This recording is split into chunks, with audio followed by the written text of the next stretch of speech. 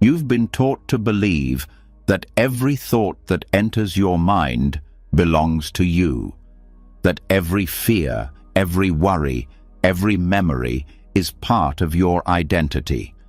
But if that were true, why do your thoughts come and go without warning? Why do they contradict each other, change their tone, vanish the moment you stop feeding them? The truth is simple. Your thoughts are visitors. Don't let them become your home. They arrive suddenly, like guests who show up uninvited. Some bring comfort, some bring chaos, and some track mud across the floor of your peace. But none of them were meant to stay forever. Somewhere along the way, though, you started giving them keys. You let anxiety move into your living room. You let old memories sleep in your bed. You let doubts wander through your halls as if they owned the place. But in Buddhism, the mind is a guest house, and you are the host. You choose who stays. You choose who leaves. You choose which voices get a seat at your table. When you forget this, your thoughts take over.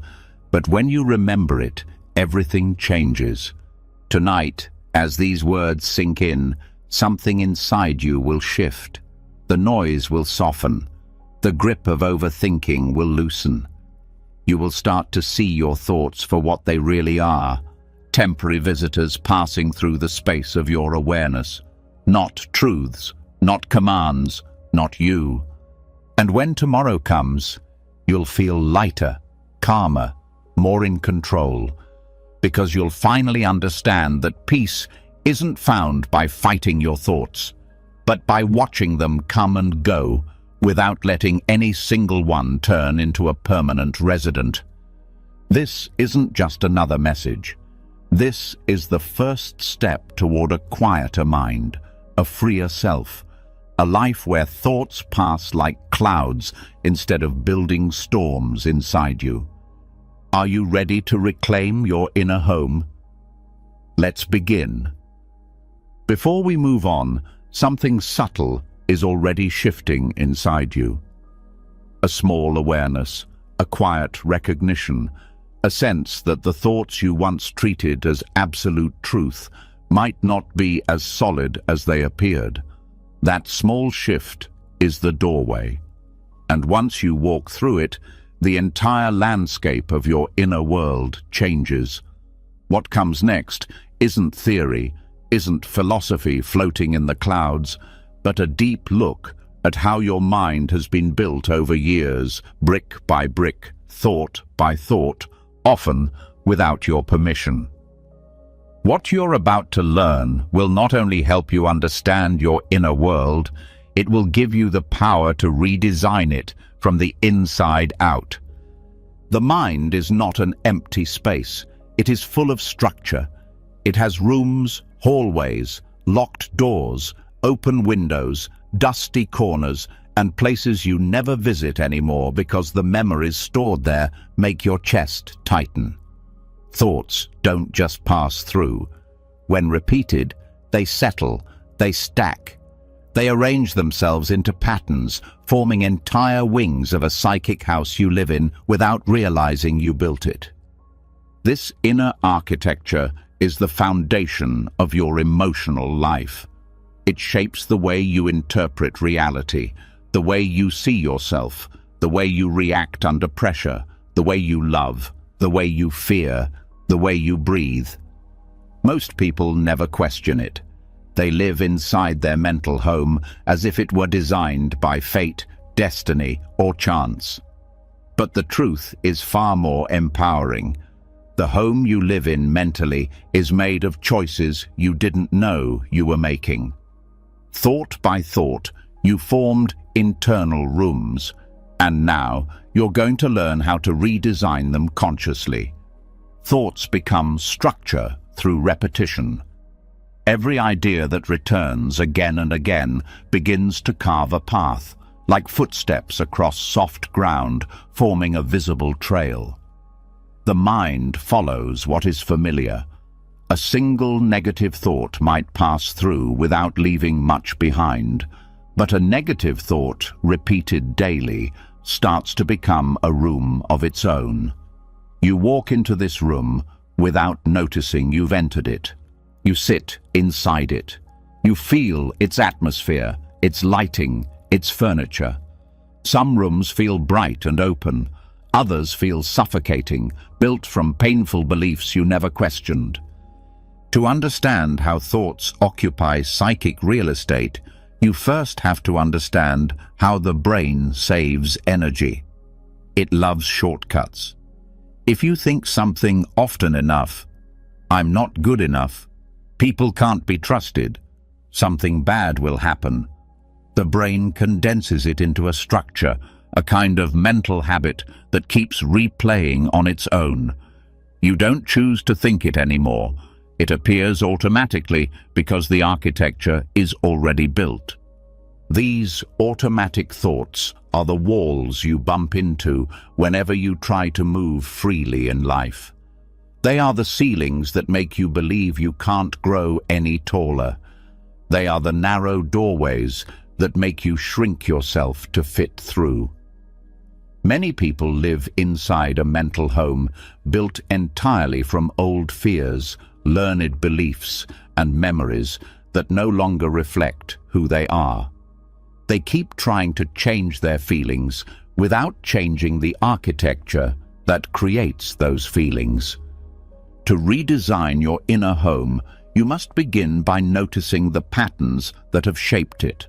Start with the rooms you visit the most, the recurring thoughts, the ones that echo at night, the ones that tighten your body, the ones you accept without questioning. Ask yourself what these thoughts have built inside you. Is there a room of worry where your mind rehearses worst-case scenarios? Is there a room of guilt decorated with regrets from years ago? Is there a room of comparison filled with stories about what others have that you don't? These rooms become familiar, so familiar that you stop seeing them as separate spaces you can leave. Every mental room has an emotional temperature. Some rooms feel cold, leaving you numb. Others feel too warm, overwhelming you until you want to run. Some feel crowded, packed with old conversations, imaginary arguments, fears of what people think, and assumptions about the future. Without noticing it, you walk from one room to another throughout the day, and each one influences how you speak, how you act, and how you treat yourself. The good news is that mental architecture is not permanent. It grows, shifts, changes when you do. When you start paying attention, you can see that many rooms were built on unstable foundations. Maybe a belief you formed at 8 years old still shapes your identity today. Maybe something someone said once became a permanent wall. Maybe a painful moment you survived became a whole wing of your inner house because the thought attached to it was repeated so many times that your mind carved it into stone. But stone can be broken.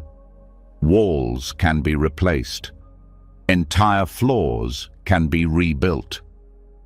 The mind is astonishingly plastic, and every day offers a chance to redesign the spaces you live in internally.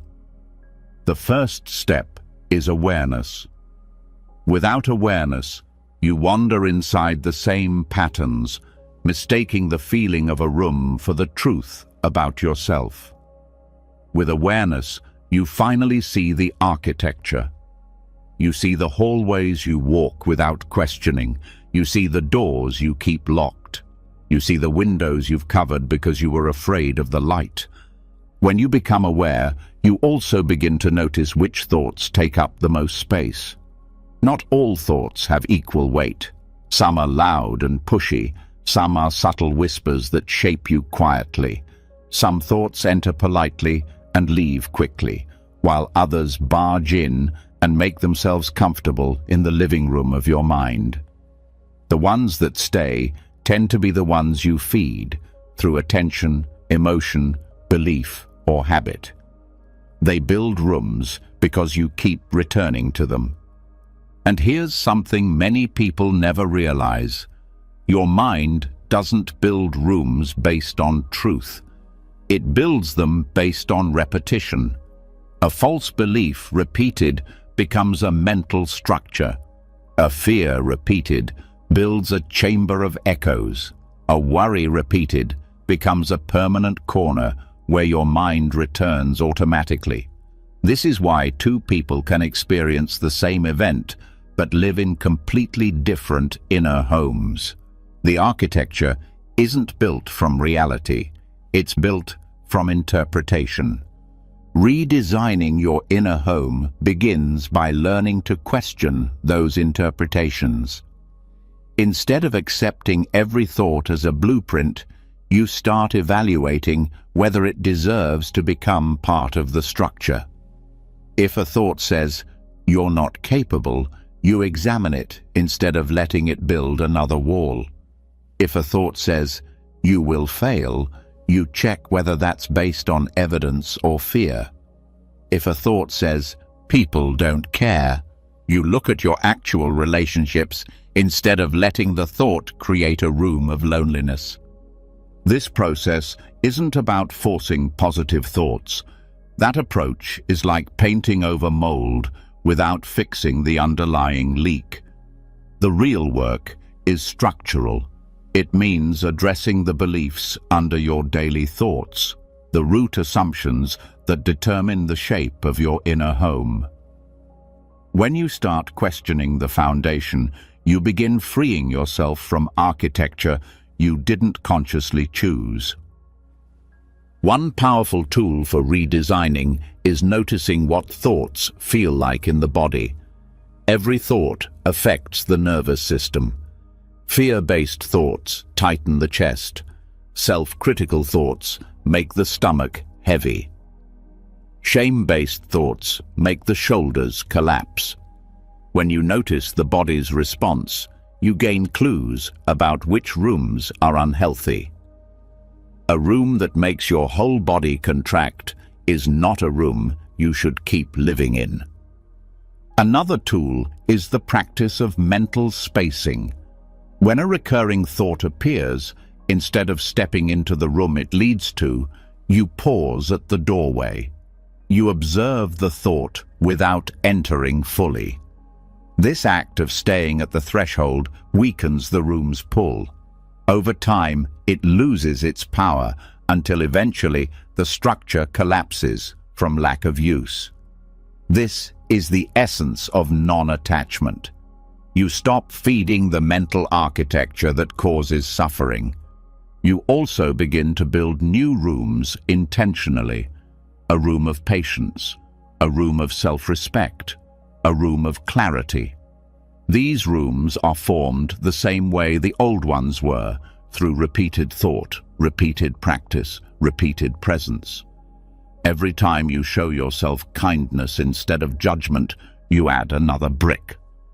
Every time you respond to stress with calm awareness rather than panic, you expand the space. Every moment of awareness is an act of renovation. As you build these new rooms, something surprising happens. Old rooms lose their power. They may still exist, but you don't visit them as often. Their walls crack, their lights dim, their influence fades. This is how transformation happens, not by force, but by shifting where you place your attention. The architecture reorganizes itself according to the qualities you cultivate. With time, the mind becomes more open, spacious, a place you don't fear returning to. Instead of dark corridors filled with old fears, you begin to walk in brighter internal landscapes, rooms filled with clarity, acceptance, and calm. Eventually, you realize something profound. You aren't the structure, and you never were. You are the awareness that moves through it. You are the one who chooses which door to open, which room to leave behind, which thought deserves space, and which thought you let pass through without settling.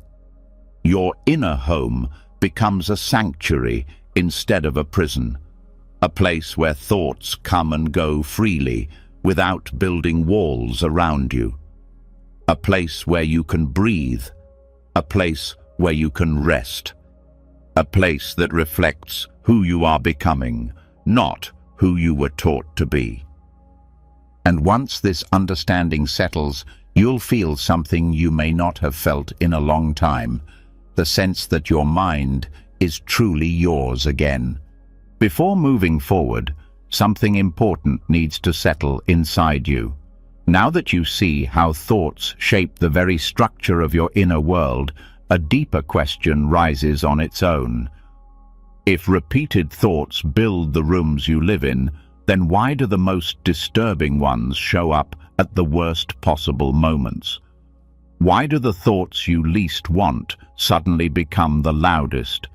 Why do the ones you try to push away return with even more force?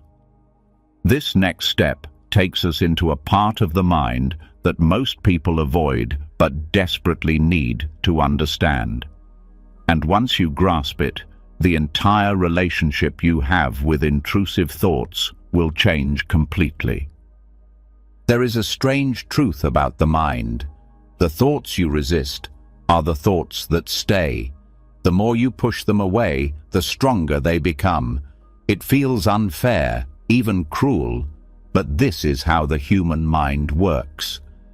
Intrusive thoughts behave like uninvited guests who sense tension and use it as a doorway.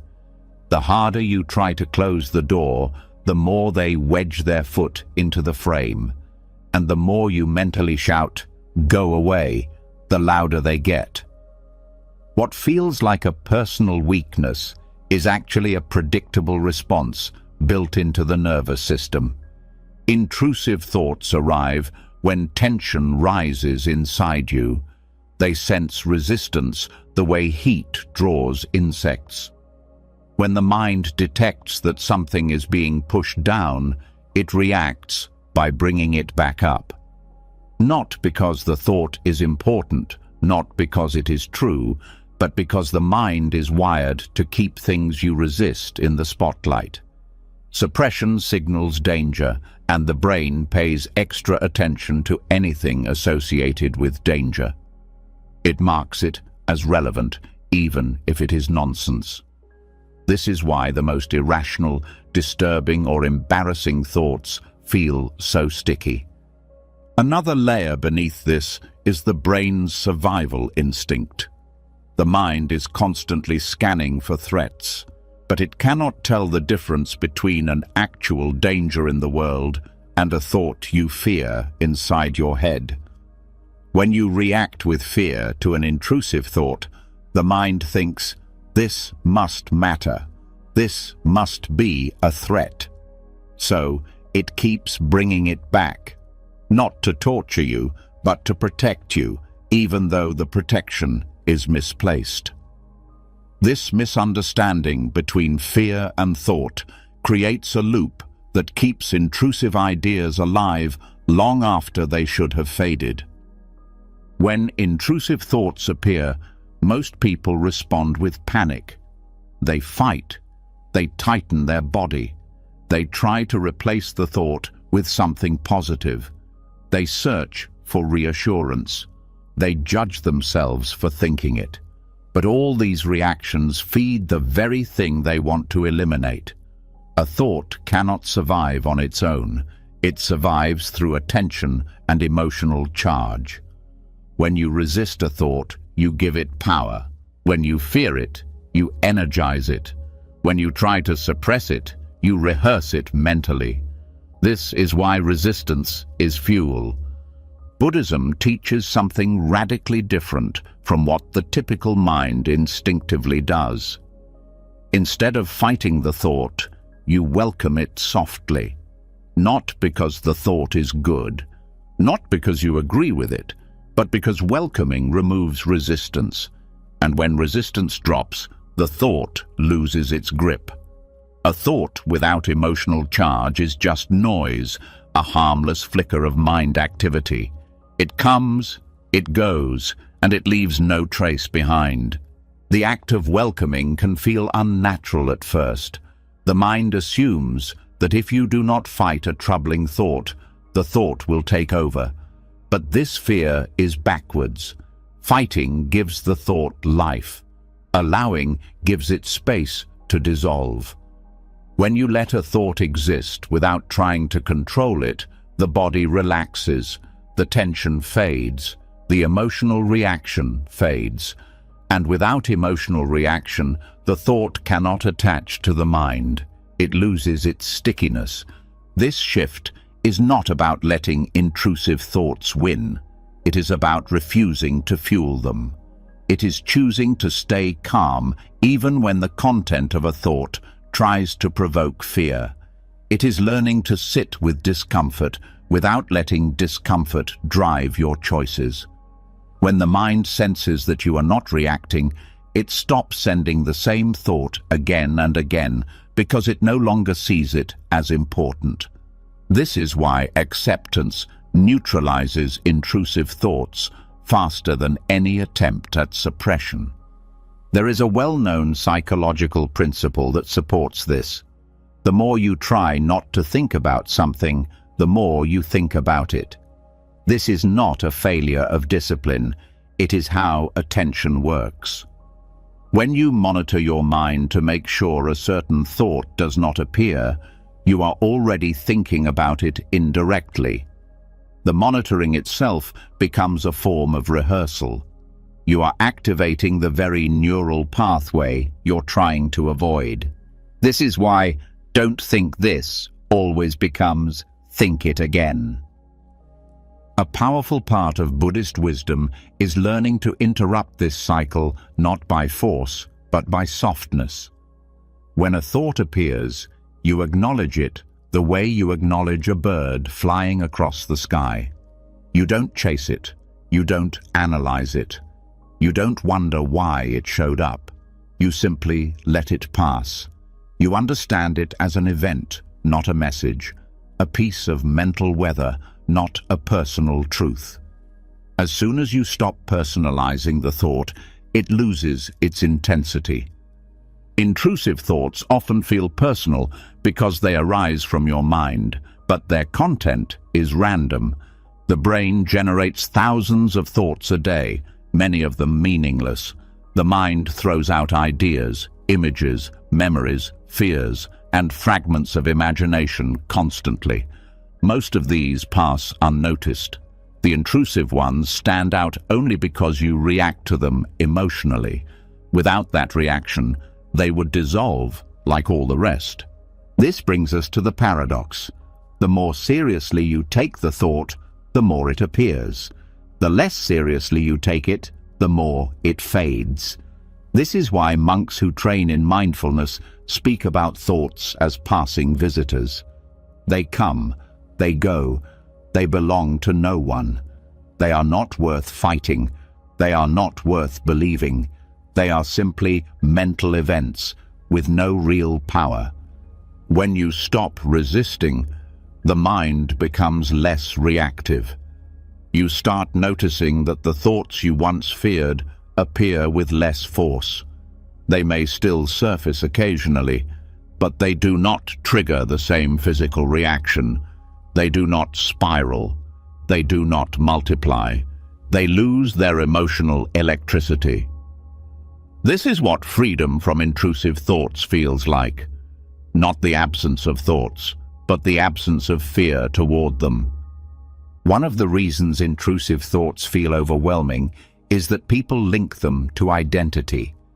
A frightening thought appears, and the mind instantly says, "What does this mean about me?" But the content of a thought says nothing about you.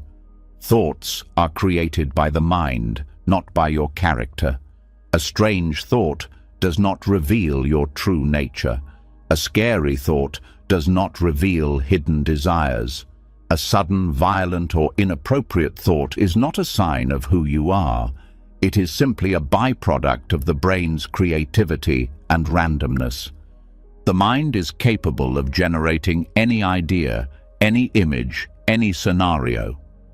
Intrusive thoughts shock you only because you assume they hold meaning. When you remove that assumption, the shock fades. The thought becomes less dramatic. It becomes neutral. This is where power returns to you. You no longer react as if the thought is a reflection of your inner truth.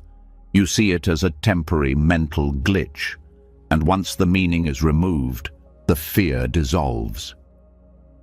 Another important part of this phenomenon is the role of emotional memory. If a thought has scared you before, your brain stores that reaction.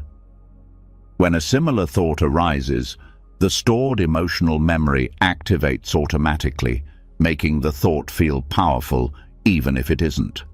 This is why intrusive thoughts seem repetitive. They follow the paths of old fears. But the moment you break the emotional association, the repetition weakens. One of the most effective ways to break this cycle is through non-judgmental awareness. When you label a thought as bad, dangerous, or unacceptable, you increase its power.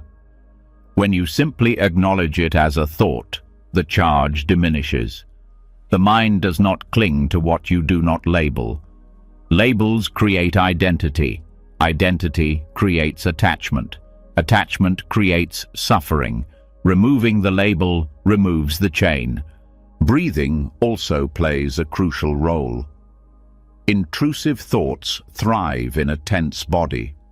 When you breathe shallowly, your nervous system becomes alert and sensitive, making thoughts feel sharper. When you breathe deeply and slowly, you shift the nervous system into a calmer state, where intrusive thoughts lose intensity. This change in physiology directly weakens the thought's impact. Another key practice is internal permission. Instead of trying to block a thought, you allow it to appear without resistance. You say internally, "This thought can be here." Those words may feel strange, but they are powerful. Permission removes urgency.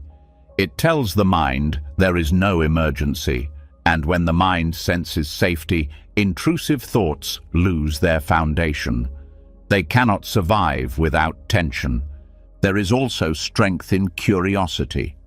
When a thought appears, you explore how it feels without trying to change it. You observe where it lands in the body.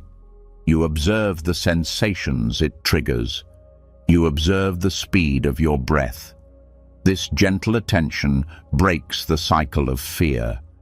You become the observer rather than the participant. The thought becomes a temporary visitor, not a permanent tenant. Eventually, you start to experience something liberating, the presence beneath the thought. The awareness that notices the intrusive idea is untouched by it. This awareness is not disturbed. It is open, calm, spacious. When you rest in this awareness, the content of the mind cannot overwhelm you.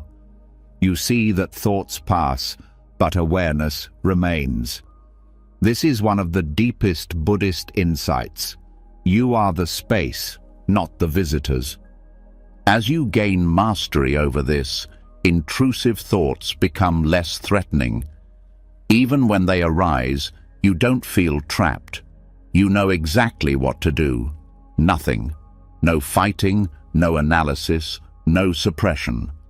You let the thought exist without resistance, and it fades naturally. This skill becomes stronger over time, until intrusive thoughts lose their power entirely. What was once frightening becomes ordinary. What once controlled your emotions becomes background noise. What once felt overwhelming becomes manageable. You begin to trust yourself around difficult thoughts. You begin to trust your ability to let them pass. You begin to trust the nature of your own mind, fluid, impermanent, ever-changing. And now that you understand why intrusive thoughts show up when you resist them, your relationship with them begins to transform. Instead of being pulled into their intensity, you step back into the freedom of awareness. You reclaim your authority over your inner world. You learn to host thoughts without letting them stay. And from this place, you will be ready for what comes next. Before moving forward, something subtle has already begun to reveal itself. Now that you understand how resistance feeds intrusive thoughts, a deeper truth becomes impossible to ignore. If a thought gains power simply because you react to it, then what does that say about your relationship to thoughts in general? Why does one thought pass quietly while another shakes your entire sense of self?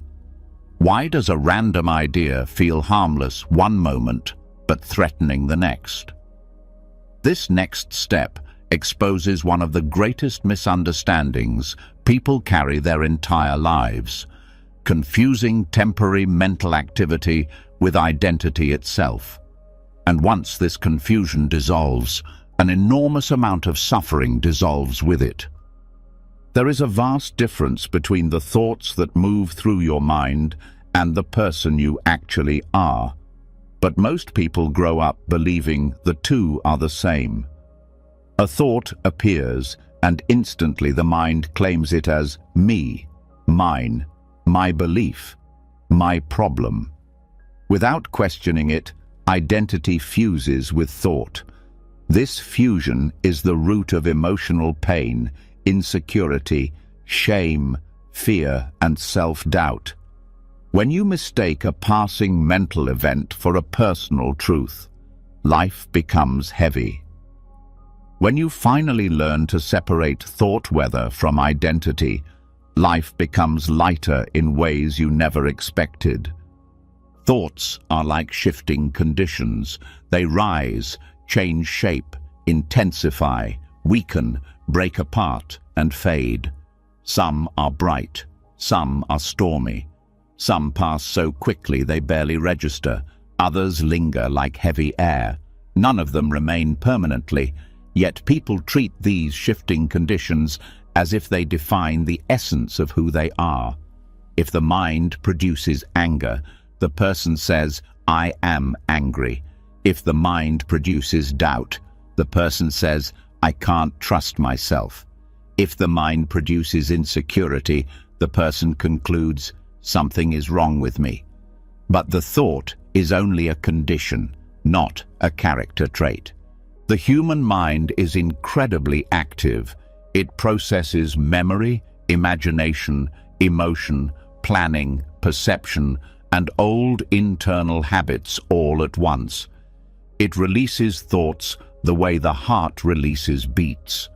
Some thoughts are clear reflections of present moment reality. Others are echoes of old wounds.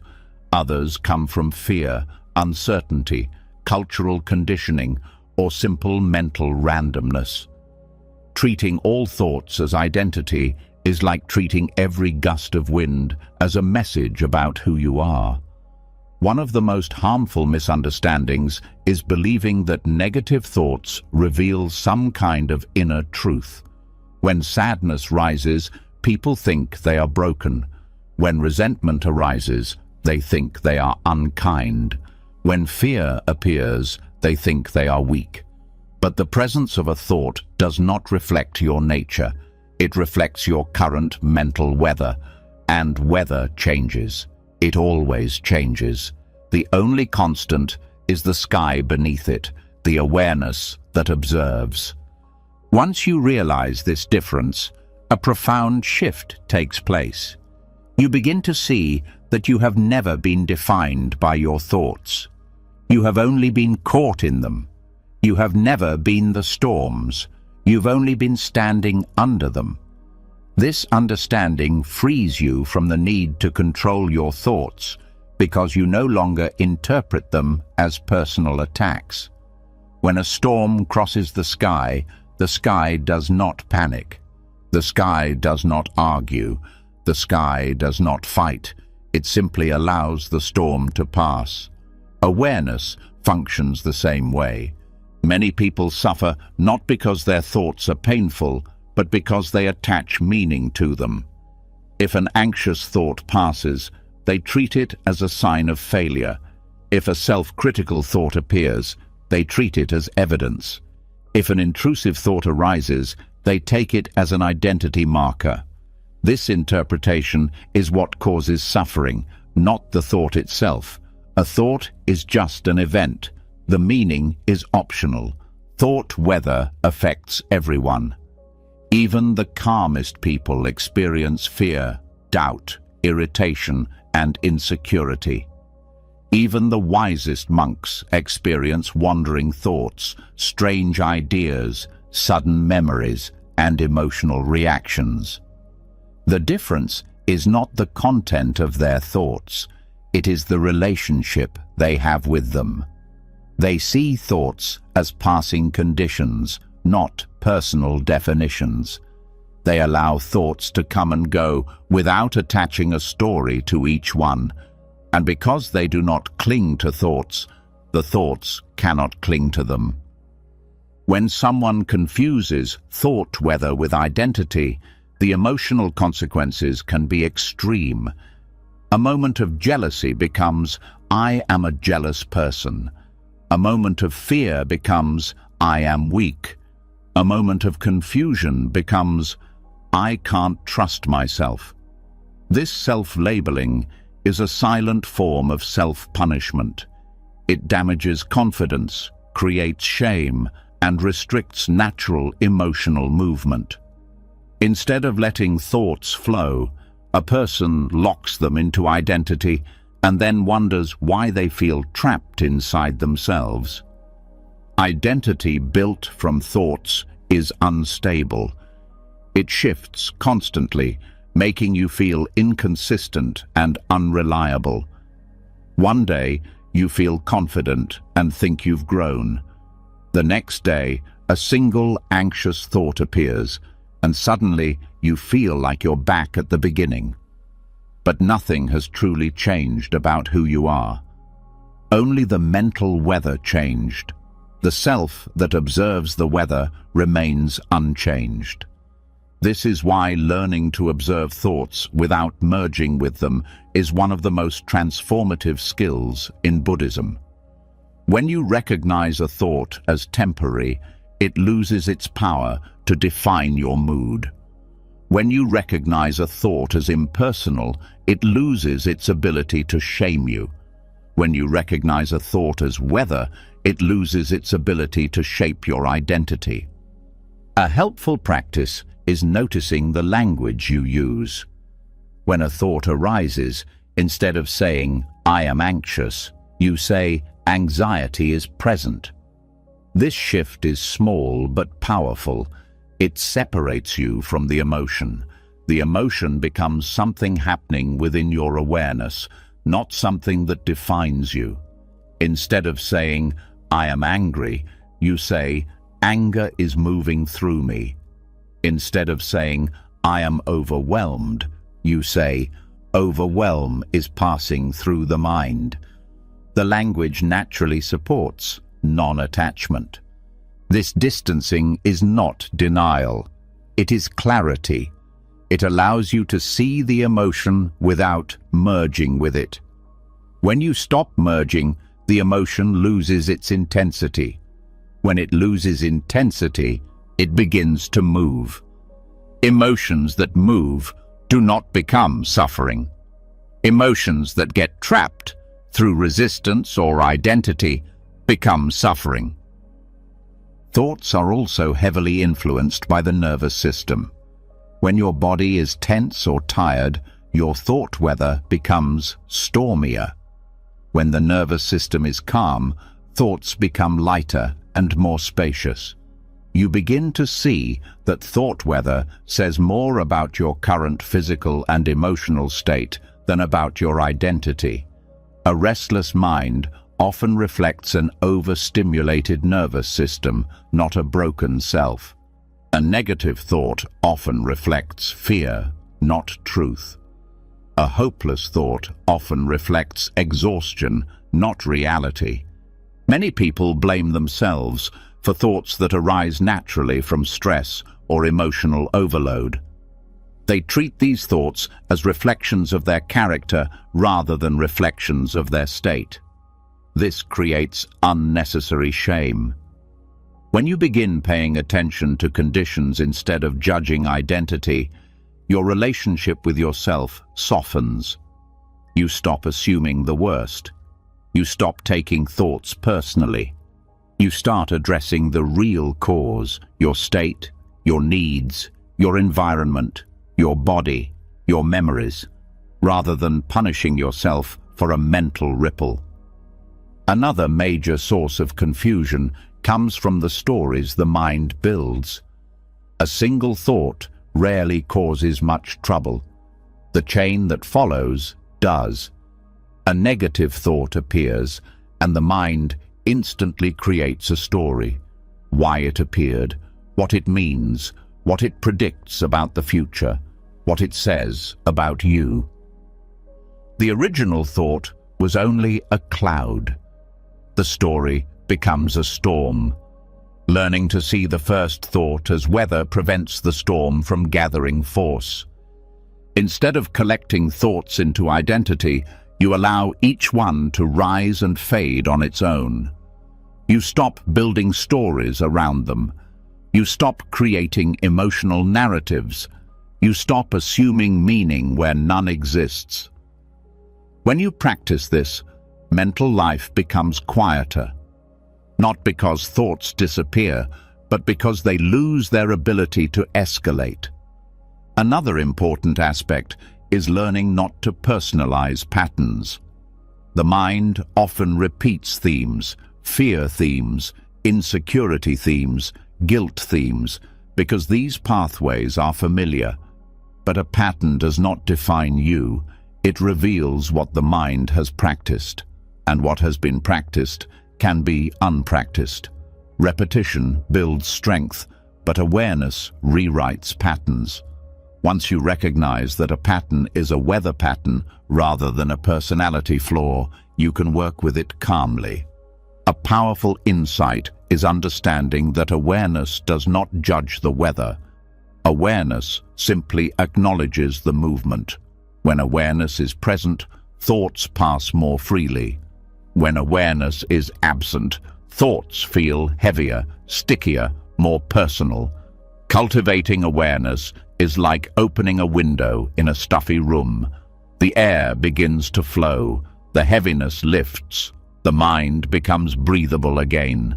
Some thoughts are intense not because they are meaningful, but because they carry emotional residue from old experiences. Without realizing it, many people are reacting to old emotional memories every time a certain type of thought appears. The thought triggers the stored emotion. The stored emotion makes the thought feel important. But the intensity comes from the past, not from the thought itself. Once you separate the two, the thought loses its grip. Another important key is understanding that identity is not built from thoughts. Identity is built from deeper qualities, values, actions, intentions, compassion, resilience, growth. Thought weather does not determine your character. Your relationship to thought weather does. A person who experiences fear but responds with patience is courageous. A person who experiences anger but chooses kindness is strong. A person who experiences doubt but acts with integrity is grounded. Character shows itself in what you choose, not what you think. When you stop tying your worth to your thoughts, self-respect strengthens. You stop criticizing yourself for mental noise. You stop assuming that a difficult inner moment means something is wrong with you. You treat yourself with more dignity. You become steadier, calmer, more anchored. Instead of being tossed around by the storm, you stand beneath it with grounded awareness. A life built on this understanding becomes more peaceful. Stressful thoughts still appear, but they don't take over. Old fears may rise, but they don't define you. Emotional waves may move through you, but you don't drown in them. You navigate your inner world with clarity instead of confusion. You respond instead of react. You understand instead of fear. Eventually, you reach a place within yourself where you can say, with genuine confidence, "Thoughts are passing through the mind, but they are not who I am." This statement becomes a lived truth, not just an idea. Your relationship with your inner world transforms. Your self-image stabilizes. Your emotional life becomes more fluid. You stop trying to control the weather. You start living as the sky. And now that you understand how to live under a changing inner sky without losing yourself, you are ready to continue deeper into the nature of the mind. The next step will take you further into the heart of awareness itself. Before moving forward, a new realization begins to rise quietly from everything you've learned so far. Once you see thoughts as visitors instead of identity, once you understand how they come and go like shifting weather, a deeper question naturally appears. If thoughts are constantly moving, then who or what is the one watching them? And even more important, what happens when the watcher stops commenting on every thought, every feeling, every moment? There is a level of peace that appears not when you fix the mind, but when you stop talking over your own experience. This next step leads into a rare kind of freedom, one that begins the moment inner commentary falls silent. The mind has a constant habit of narrating life. It adds words to everything you see, everything you feel, everything you fear, everything you hope for. This inner commentary creates a sense of control, because the mind believes naming things helps protect you. But this narration is also the main reason you feel mentally tired, emotionally overwhelmed, or disconnected from the present. The commentary is endless, and the more pressure you experience, the louder it becomes. Inside the mind, there is a commentator that speaks without being invited. It describes situations, judges people, analyzes possibilities, reviews mistakes, predicts danger, and explains experiences even when no explanation is needed. The mind thinks in order to feel secure, but the constant narrating becomes a weight. When you begin to notice how much the mind narrates, you also begin to see how much energy is lost in this habit. The commentary becomes a background noise you never questioned, but once you see it, it becomes clear how exhausting it really is. One of the reasons inner narration feels so automatic is that it formed as a survival strategy early in life. Children learn to explain their surroundings because it helps them predict what might happen. But as you grow older, the environment becomes safer than the mind assumes, yet the commentary continues out of habit. This leads to a mind that is always busy even when nothing is wrong, always talking even when silence would bring clarity. Most people have never gone a single hour without narrating their reality. This constant noise becomes the invisible tension behind many emotional struggles. A powerful shift happens when you start reducing this inner narration. You begin to see life directly instead of through the mind's commentary. You begin to feel sensations without needing to describe them. You begin to experience moments without judging them. You discover an awareness that doesn't need words to understand what is happening. This non-conceptual awareness is one of the deepest experiences in Buddhism because it reveals a dimension of mind that exists beneath thinking. It is not empty or dull. It is peaceful, alert, and clear. When the narration slows, you notice things the mind normally covers with words. Colors feel richer, sounds feel sharper, movements feel smoother. Your body relaxes because it is no longer reacting to constant mental descriptions. The tension that came from internal chatter begins to loosen. The nervous system shifts from alertness into calm presence. Even simple activities begin to feel lighter because you are no longer carrying the added weight of the inner narrator. The more you reduce commentary, the more you see how much suffering comes from the stories the mind adds to experience. Pain itself is manageable, but the story, "This will last forever," makes it unbearable. Sadness itself is natural, but the story, "Something is wrong with me," creates shame. Mistakes are human, but the story, "This defines me," creates insecurity. The narration multiplies suffering by turning moments into judgments. Silence removes this added layer. Silence is not the absence of thought, it is the absence of unnecessary commentary. You don't need the mind to tell you that you are walking while you walk, breathing while you breathe, seeing while you see. Awareness already knows. When the inner narrator steps back, awareness takes the lead.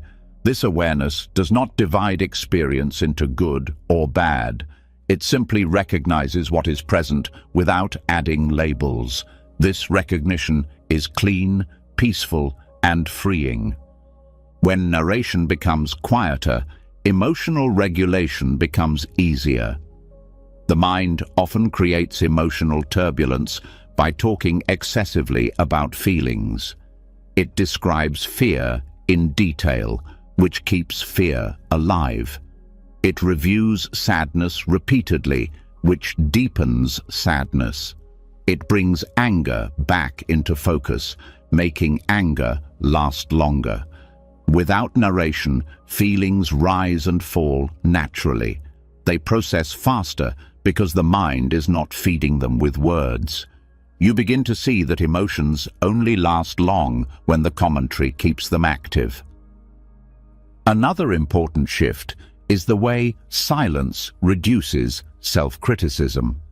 Much of self-judgment is created by mental commentary. The inner voice that compares, evaluates, and criticizes every action. When that voice slows, self-judgment weakens. You begin to treat yourself with more kindness, simply because you stop hearing the internal critic so often. Silence becomes a doorway to self-respect. The Dharma of silence teaches that words often block direct understanding. When you stop describing everything mentally, you experience reality before interpretation. This direct experience is often peaceful because it is free from the mind's distortions. Silence allows you to see life as it is, not as the mind dramatizes it. This alone reduces stress. The body responds to silence with relaxation. The heart responds with openness. The mind responds with clarity. Silence also reveals how much of inner suffering comes from anticipation. Most internal narration is focused on what might happen next, rehearsing conversations, predicting outcomes, imagining danger. This anticipation creates stress long before anything has happened. When you reduce narration, the mind stops living in the future and returns to the present. The present moment rarely contains the fear that anticipatory narration creates. This simple shift dissolves a large amount of anxiety. Another benefit of silence is the way it improves decision-making. When the mind narrates excessively, it becomes cluttered. Thoughts overlap, contradict each other, and confuse you. Silence creates mental space. You begin to hear your own intuition more clearly. You notice subtle signals in the body that guide choices. You sense what feels right without needing an endless stream of mental analysis. Decisions arise more naturally and with less doubt because the noise that once overshadowed inner wisdom becomes weaker. Silent awareness also strengthens emotional intelligence. Without narration, you begin to see your inner patterns without the distortions of mental commentary. You notice how emotions arise, peak, and fade. You notice how thoughts trigger certain feelings. You notice how the body reacts to internal events. This direct observation helps you understand yourself more accurately. You begin to respond to emotions instead of fighting them. You begin to meet your inner world with compassion instead of judgment. One of the most transformative effects of silence is how it changes your relationship with insecurity. Most insecurities are created by inner narration, stories about not being good enough, not being capable, not being valued. These stories rarely come from direct evidence. They come from old fears, repeated mentally. When narration quiets down, these insecurities lose oxygen. They start to fade naturally because the mind is no longer fueling them. You begin to see that confidence does not come from positive words, but from a quiet mind that no longer attacks itself. Silence also deepens your connection to others. When your mind is not constantly narrating, you listen more fully. You sense what others feel without filtering their words through your own mental commentary. You become more present in conversations. People feel more heard, more understood, more valued because you are truly with them. Silence strengthens empathy by removing the noise that normally distracts you from others. Another powerful aspect of silence is the way it helps you feel life instead of think life. Thoughts create distance from experience.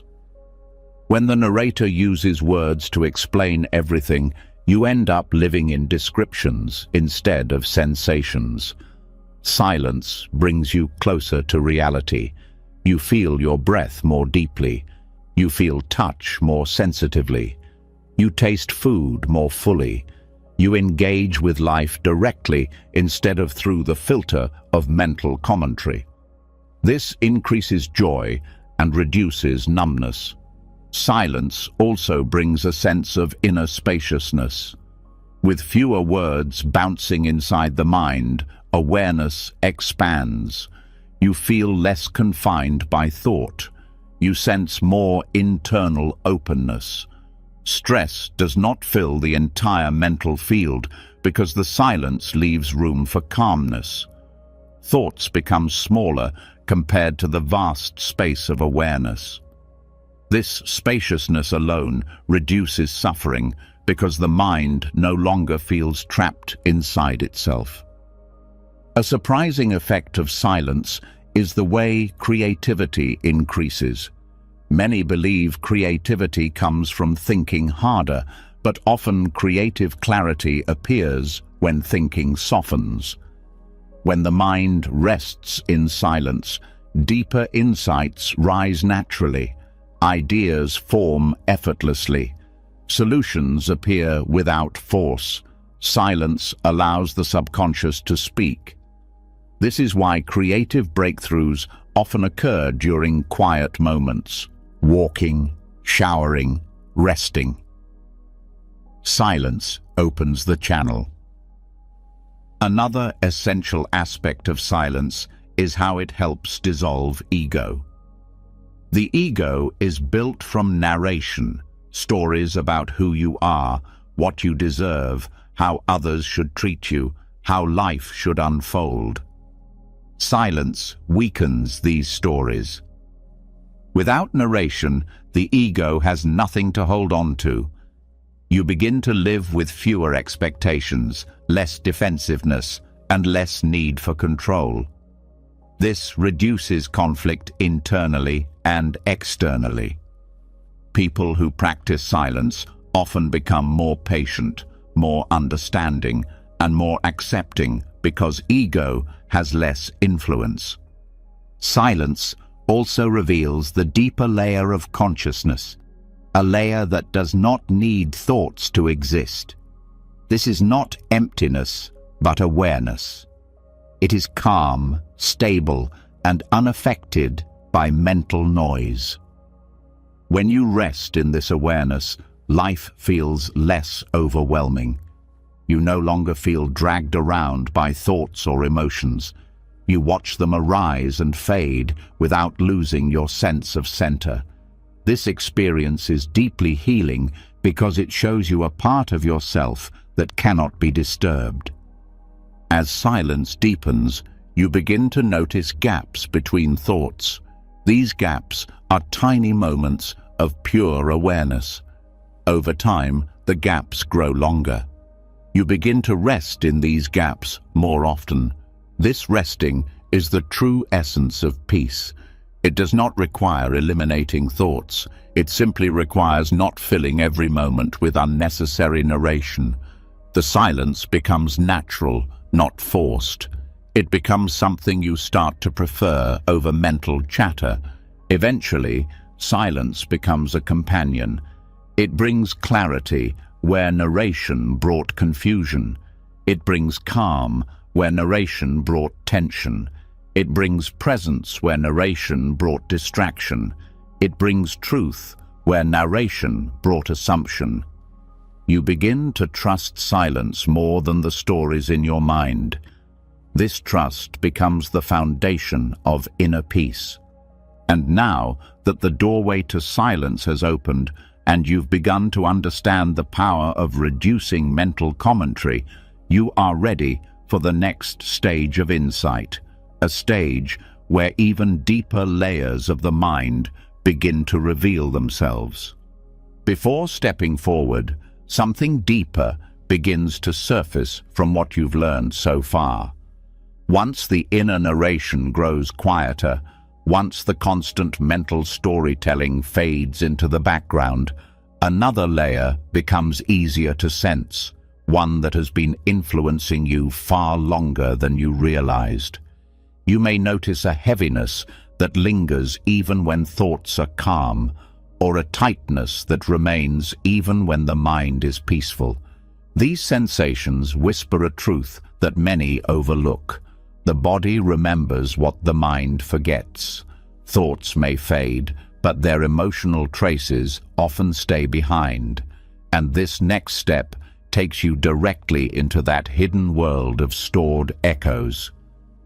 The body carries the residues of past experiences long after the mind has stopped consciously thinking about them. This is one of the most overlooked realities in healing and emotional well-being. People assume that once a thought stops returning, the problem is gone.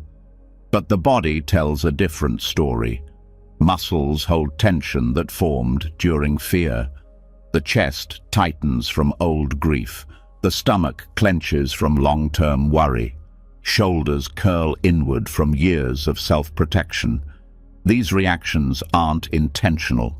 They are the body's way of responding to inner experiences you may have lived through but never fully processed. Somatic imprints form when the body reacts strongly to an emotional state. Each emotion carries a unique physical signature. Fear speeds the heart and activates the gut. Sadness lowers the chest and slows the breath. Anger heats the muscles and stiffens the jaw. Joy expands the chest and softens the face. When these emotions arise repeatedly or intensely, the body begins to encode them. It builds habits around them. These habits turn into patterns, and these patterns turn into the emotional echoes you feel even when your mind moves on. Many people live their entire lives trapped not by their thoughts, but by these echoes. They may have resolved old mental stories, but the body still responds as if danger, grief, or stress is present. This is why certain moments trigger a disproportionate physical reaction. The body is reacting from memory, not from the present moment. The body does not use language. It communicates through sensation. It responds through tension, breath, posture, and subtle movements. To heal these echoes, you must learn to read the language of the body. Embodied cognition reveals that thoughts don't just stay in the mind, they ripple downward. Every thought sends a signal to the nervous system. The nervous system responds through chemicals, hormones, and physical sensations. Over time, these signals shape the body's default state. Someone who spent years in worry often carries a body that feels restless. Someone who lived through long periods of criticism often carries a chest that naturally tightens. Someone who grew up feeling unsafe often carries shoulders that rise unconsciously. These are the physical footprints of emotional life. One of the clearest signs of emotional echoes is reacting to a current situation with an intensity that does not match the moment. A small comment feels like an attack. A minor setback feels overwhelming.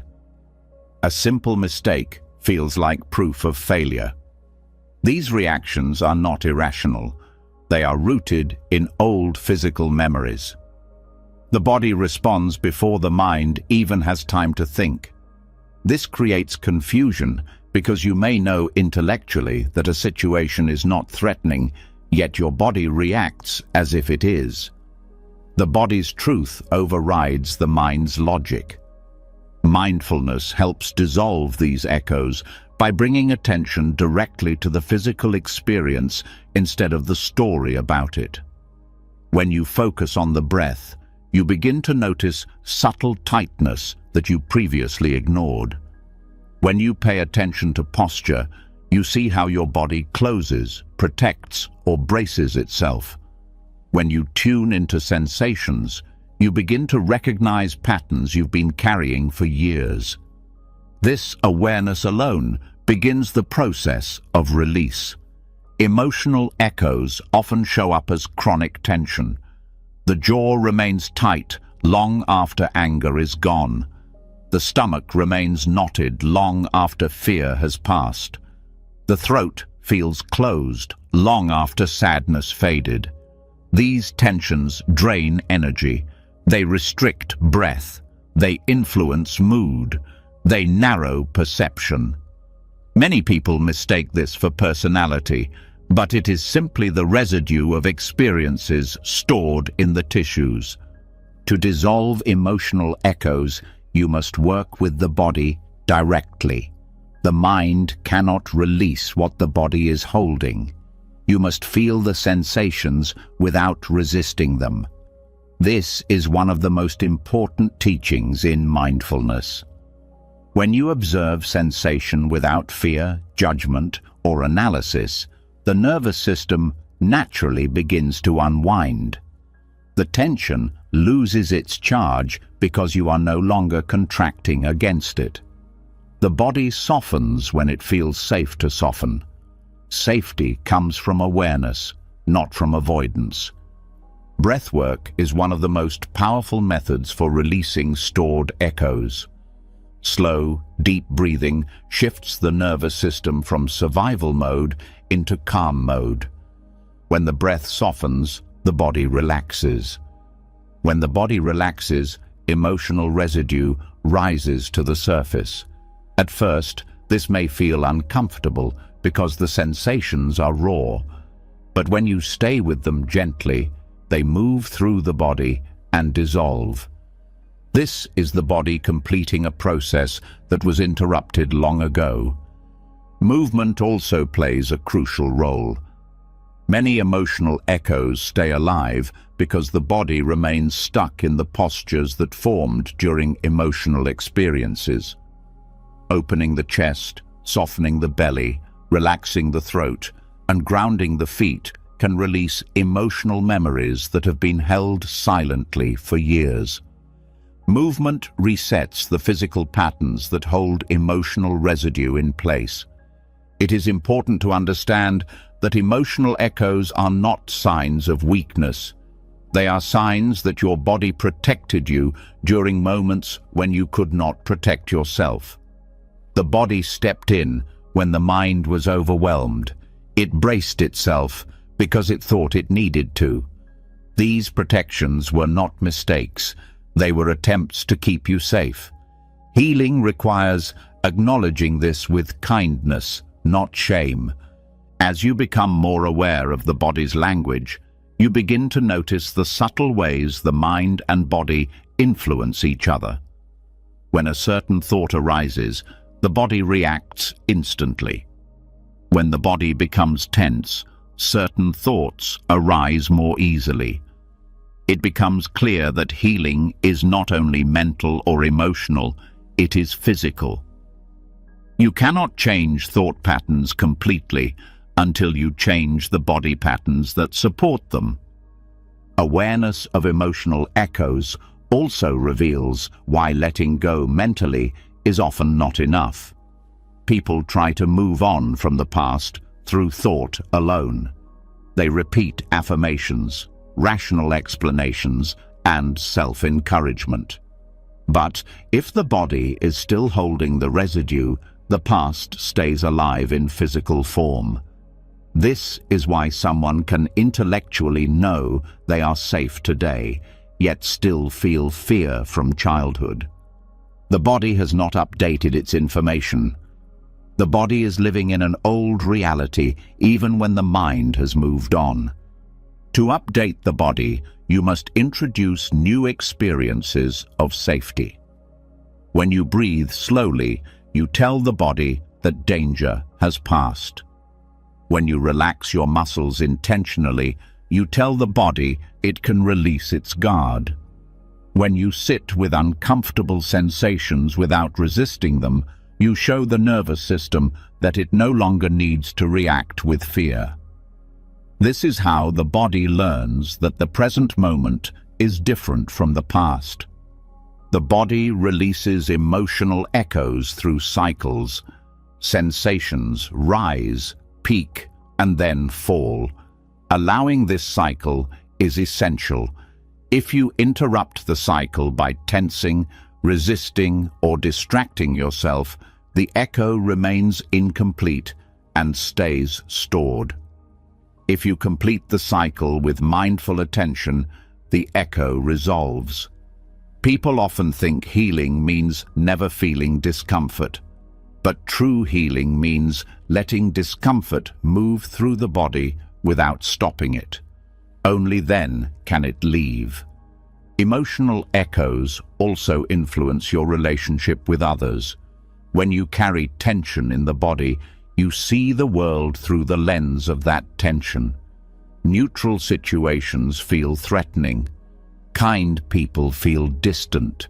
Opportunities feel risky.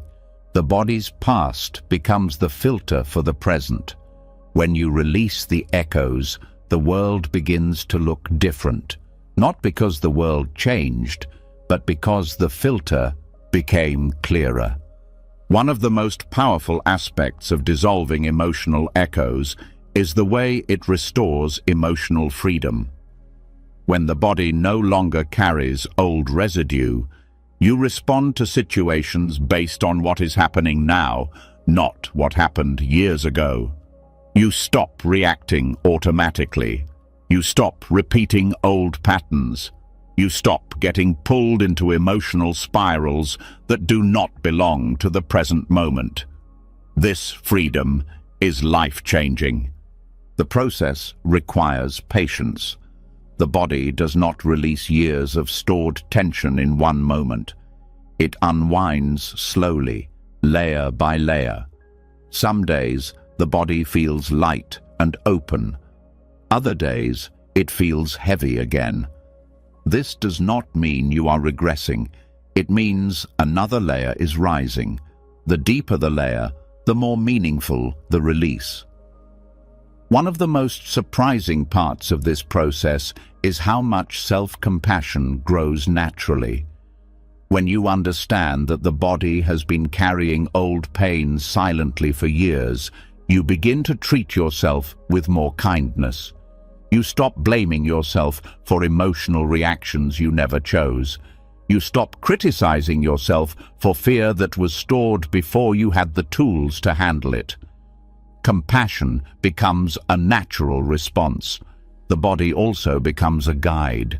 It alerts you when something needs attention. Tightness in the chest may indicate unresolved sadness. Pressure in the belly may reflect worry. Heat in the face may reflect anger.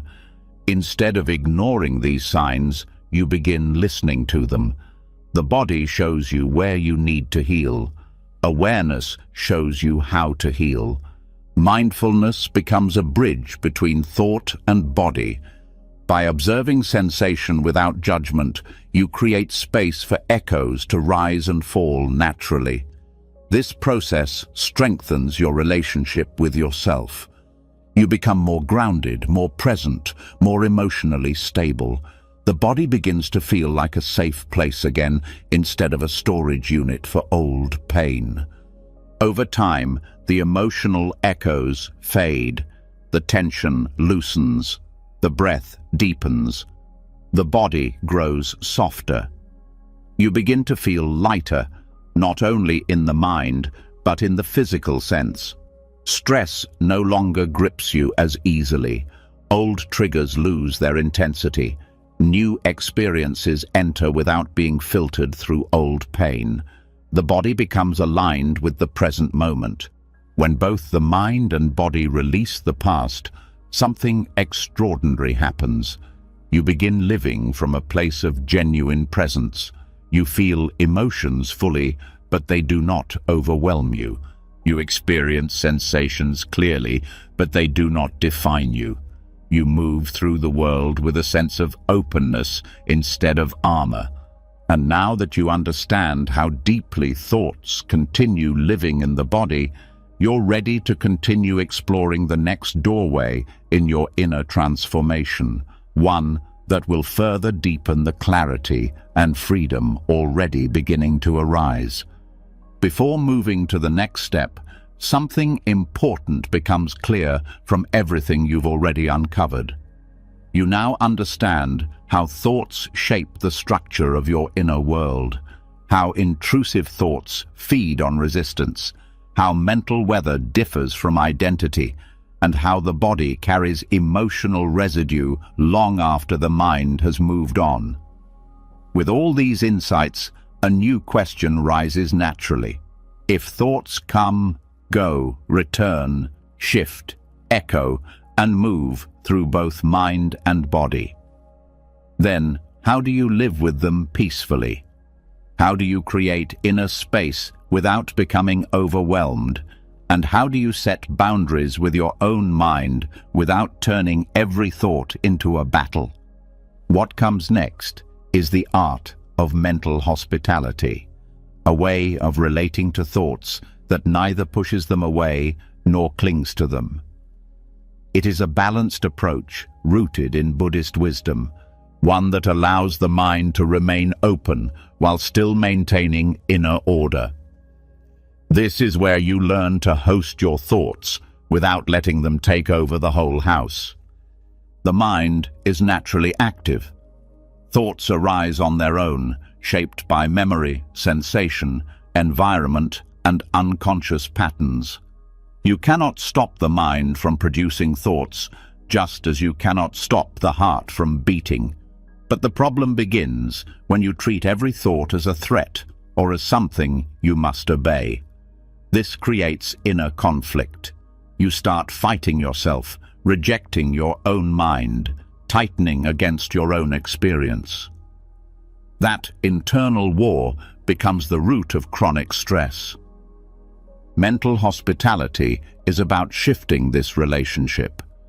Instead of rejecting or suppressing thoughts, you learn to meet them with calm neutrality. You recognize that thoughts are not enemies. They are mental events. They do not require your agreement or your fear. They do not demand your emotional involvement. Their existence does not obligate you to act. The moment you understand this, inner resistance begins to soften. Clinging to thoughts creates suffering just as much as rejecting them. When you cling, you identify with the content. You build emotional attachment, stories, fears, or hopes around it. The thought becomes heavy because you treat it as important. When you reject a thought, you add tension. You push against it, creating inner pressure.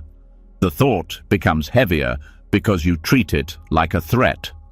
Compassionate neutrality removes both extremes. It allows you to acknowledge a thought without merging with it. You let the thought be present without giving it power.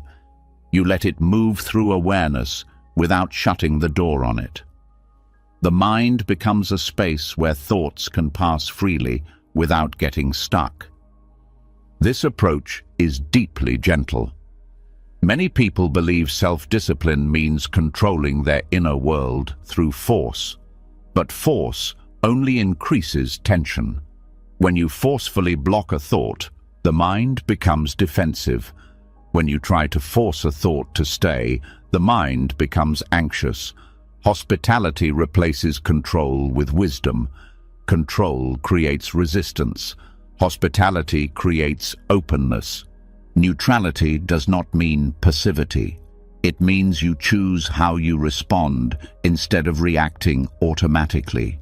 You set boundaries by recognizing that thoughts are allowed to arise, but you do not need to follow them. You can say internally, "You can be here, but I don't have to engage." This small shift prevents thoughts from building stories, spirals, or emotional storms. It allows you to maintain inner calm even when the mind produces difficult content. The first part of mental hospitality is acceptance, allowing thoughts to appear without judgment. When you stop labeling a thought as good or bad, the emotional charge weakens. Many thoughts become heavy only because of the labels attached to them. When you remove the label, the thought becomes neutral. You no longer feel the need to defend yourself from it. Acceptance is the doorway through which peaceful awareness begins. The second part is space.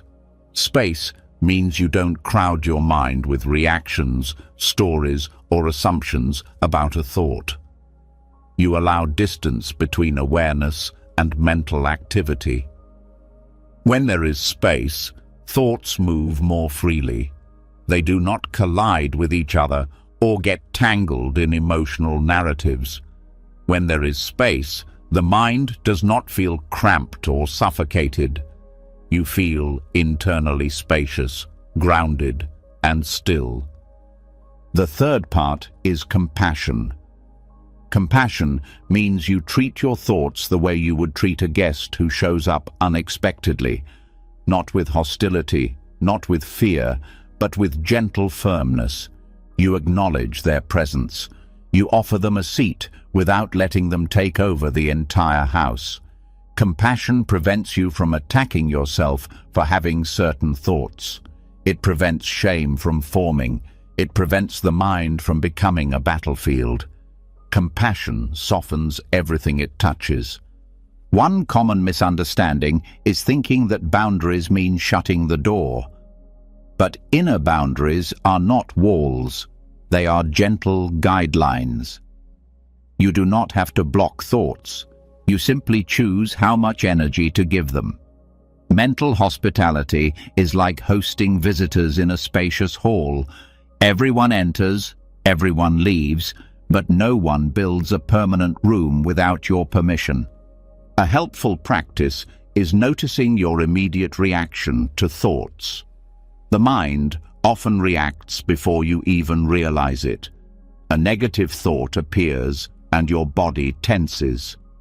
A fear appears and your breath shortens. A self-critical thought appears and your chest contracts. These reactions strengthen the thought. When you notice this pattern, you gain the ability to interrupt it. You take a breath. You pause. You let the body soften. As the body relaxes, the thought loses its grip. Boundaries form through presence, not rejection. Neutral observation is one of the strongest tools in this process. When a thought appears, you simply note it. You say internally, "There is a thought." You do not say, "This is my thought," because that creates attachment. You do not say, "I shouldn't think this," because that creates resistance. You simply observe. This observation is not cold or detached. It is calm, balanced, and compassionate. Observation without judgment allows thoughts to rise and fall naturally. Mindfulness transforms mental hospitality by slowing the pace at which thoughts capture your attention. Normally, thoughts hook you within seconds. You enter their story automatically. Mindfulness helps you pause long enough to recognize the moment the hook appears. This awareness alone weakens old patterns. When you can notice a thought without grabbing onto it, the thought loses its influence. This is boundary setting at its most subtle and powerful.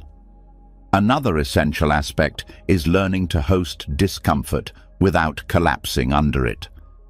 Many thoughts return because the emotional sensations attached to them feel intolerable. The mind tries to escape the feeling by pushing the thought away or analyzing it. But discomfort reduces faster when you stay present with it. You let the sensation rise without resisting. You let it fall without chasing relief. This patience teaches the nervous system that discomfort is temporary and survivable. Once the body learns this, the mind stops creating repetitive thoughts around discomfort.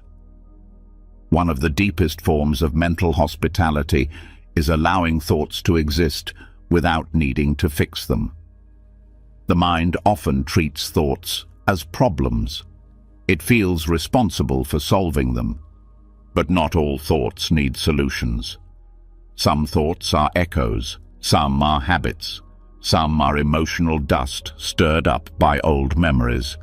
Some are simply mental noise. When you stop trying to fix every thought, the mind relaxes. When the mind relaxes, clarity naturally emerges. Compassionate neutrality also requires recognizing that you do not control which thoughts appear. They arise from a combination of memory, biology, and conditioning. You only control how you respond. This realization removes guilt. You stop blaming yourself for the content of your mind. You stop judging yourself for what appears. You understand that thoughts are not choices, they are events, and events come and go. Boundaries become easier when you stop personalizing thoughts. Instead of treating a thought as a reflection of you, you treat it as activity within you. This subtle reframe reduces shame, reduces fear, and reduces emotional attachment. The thought becomes an experience instead of a definition. This shift gives you the emotional freedom to let the thought pass. Mental hospitality also prevents emotional buildup.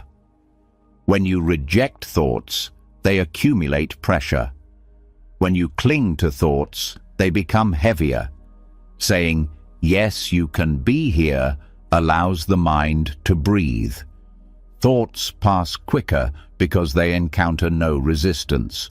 Hospitality is not submission, it is wisdom.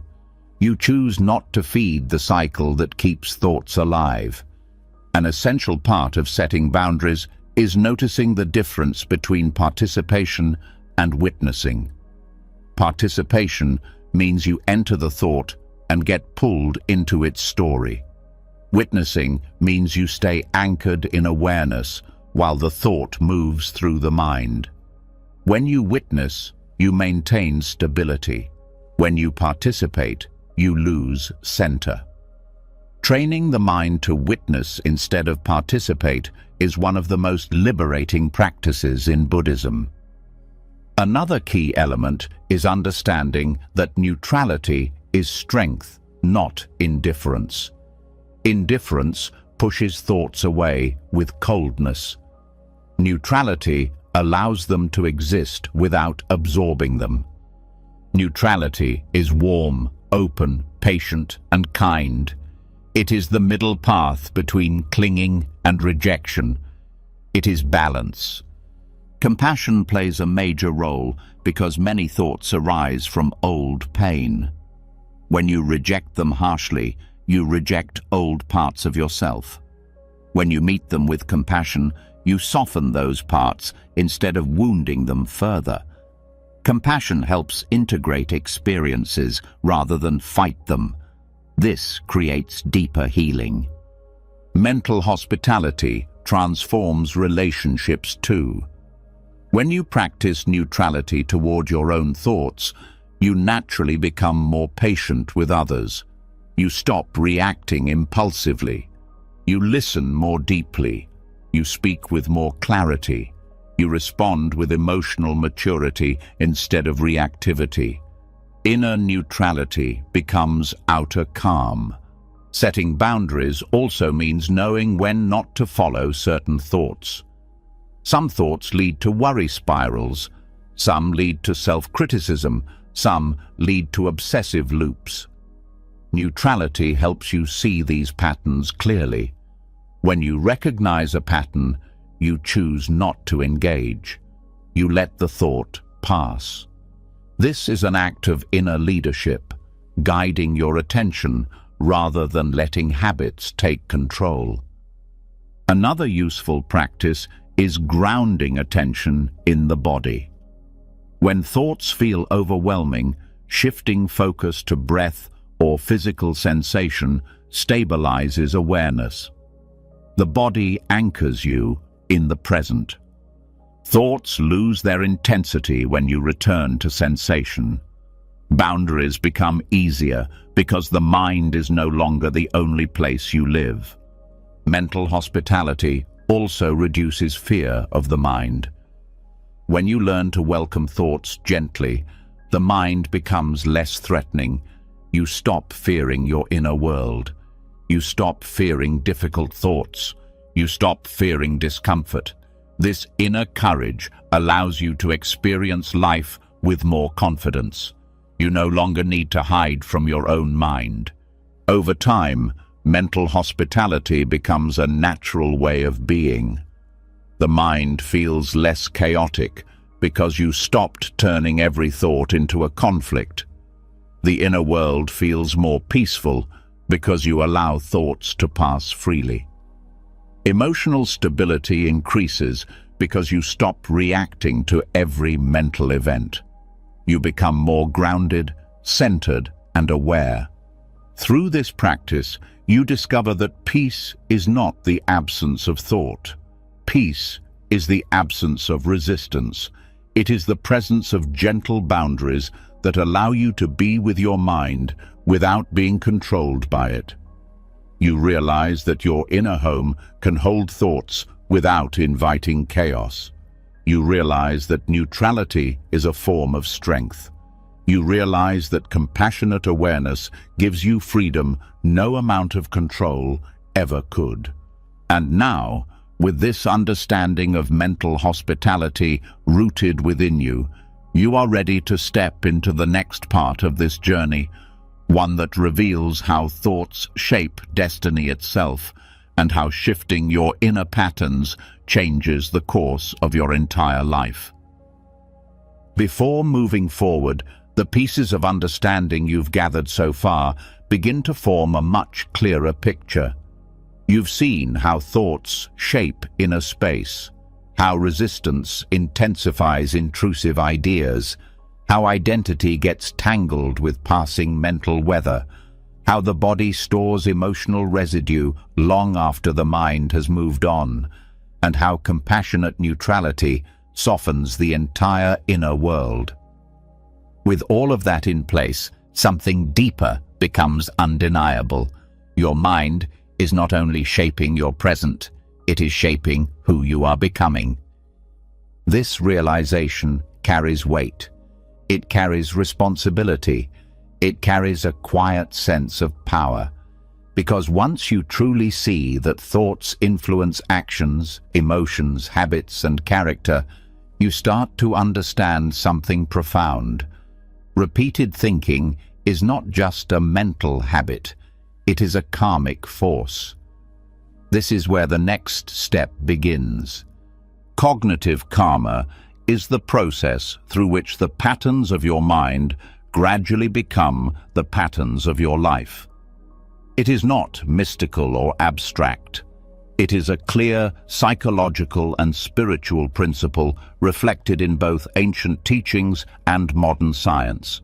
Whatever you repeat becomes easier to repeat. Whatever you practice becomes natural. Whatever you nurture becomes the path your mind walks without effort.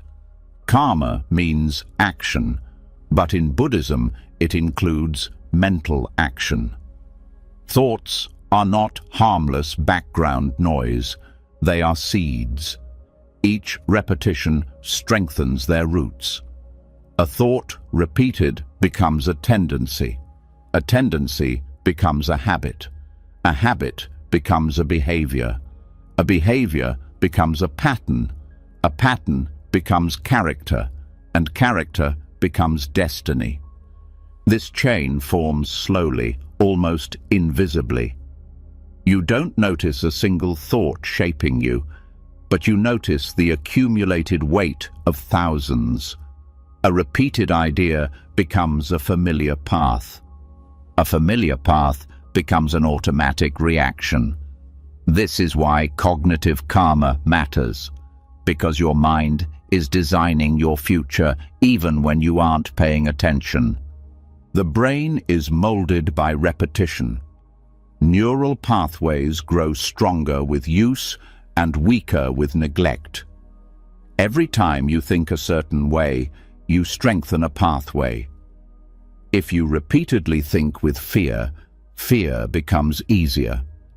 If you think with self-respect, self-respect becomes easier. If you think with compassion, compassion becomes your default. The brain rewards what you practice. It remembers what you repeat. Most people are unaware of the karmic momentum their thoughts carry. They assume they are unhappy because of external circumstances, when in reality, much of their suffering comes from internal conditioning, the momentum of thoughts practiced for years.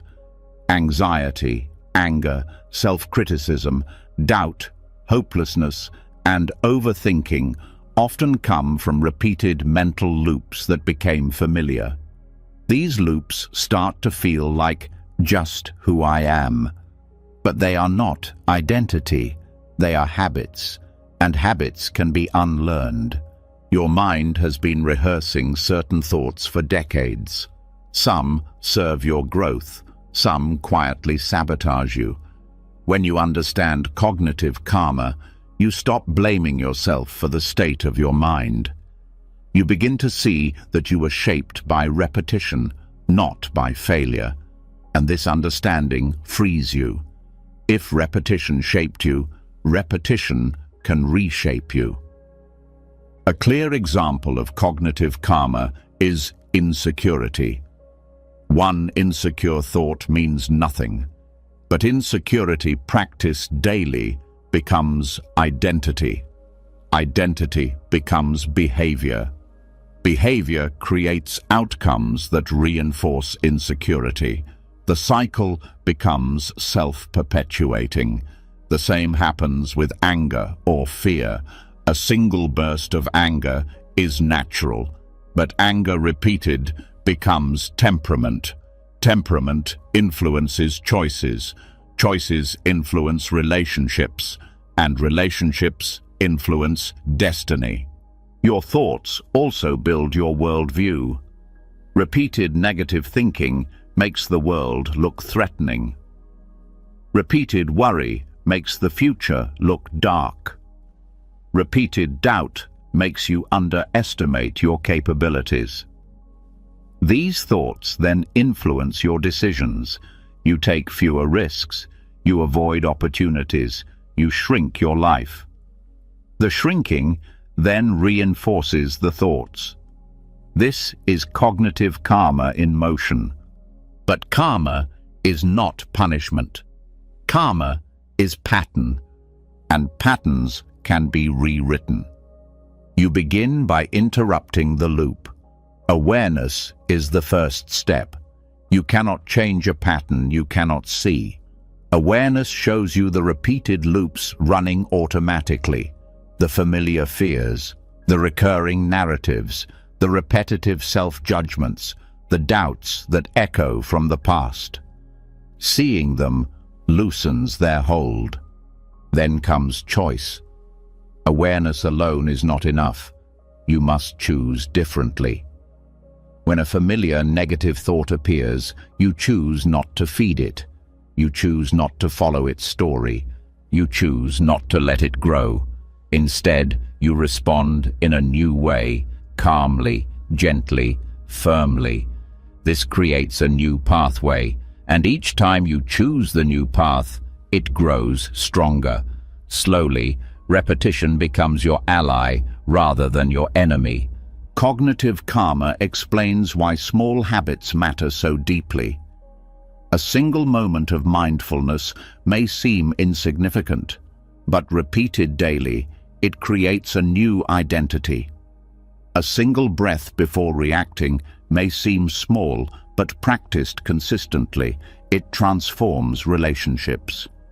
A single moment of self-kindness may seem trivial, but repeated often, it rewrites years of inner harshness. Thoughts influence behavior, and behavior shapes life. A person who thinks, "I can learn," tries new things. A person who thinks, "I can't change," avoids challenges. These choices eventually lead to completely different futures. This is destiny, shaped by thinking. Patterns repeat when they are familiar, not when they are helpful. The mind often returns to old suffering simply because it recognizes it. Familiar pain feels safer than unfamiliar peace. This is why people stay stuck in emotional cycles that hurt them, because change feels foreign. Cognitive karma pulls you toward the known, even when the known causes suffering. Breaking this pull requires courage and consistency. You must choose thoughts that support growth, even when they feel unfamiliar. You must practice clarity, even when confusion feels natural. You must practice calm, even when chaos feels habitual. You are not fighting the past. You are creating a new future through steady repetition. What you practice becomes who you are. The more you practice patience, the more patient you become. The more you practice presence, the more present you become. The more you practice awareness, the more freedom you gain. The more you practice compassion, the more your heart opens. The mind does not transform through one moment of insight. It transforms through many small moments of repetition. Cognitive karma also deepens your compassion for others. Once you understand that everyone behaves according to patterns shaped by their past, you stop taking things personally. You see that people act from conditioning, fears, and habits they didn't consciously choose. This understanding softens judgment. It creates empathy. It creates space for forgiveness. This itself becomes part of your karmic pattern, a tendency toward compassion rather than reaction. Your inner world expands as you reshape your patterns. The mind becomes less reactive. Emotions become less overwhelming. Relationships become less chaotic. You stop falling into the same traps because the mental pathways that led you there are fading. New pathways built on clarity and awareness, become stronger. One of the most powerful insights of cognitive karma is realizing that destiny is not fixed. You are not doomed to repeat the past. The future is shaped by what you practice now. If you practice fear, fear becomes your path. If you practice courage, courage becomes your path. If you practice clarity, clarity becomes your path. If you practice compassion, compassion becomes your path. Every thought is a vote for the person you are becoming. Every reaction is a direction. Every choice builds the next layer of character. The present moment is the architect. The future is the structure. Once you understand this, you no longer feel powerless. You stop waiting for external change and begin creating internal change. You see that the mind was never your enemy. It was simply following momentum. And now, with awareness and intention, you can change its momentum. You step into a new way of relating to yourself. You stop feeding patterns that drain you. You stop repeating stories that limit you. You begin nurturing thoughts that strengthen you. You practice presence instead of distraction. You practice grounded responses instead of impulsive reactions. You practice understanding instead of judgment. Each practice becomes a new karmic seed. Each seed becomes a new pathway. Each pathway becomes part of the life you are building. And slowly, your destiny shifts, quietly, steadily, genuinely. With this understanding rooted within you, you are ready for the next part of this journey, one that will take you even deeper into the mechanics of thought and freedom. Before stepping into this next teaching, a new layer of clarity begins forming from everything you've learned so far. You now understand how repeated thoughts shape patterns, how those patterns shape character, and how character shapes the path you walk. But with that understanding comes a deeper, almost startling realization. Not every thought deserves to shape you. And this raises one of the most important questions in all of inner work.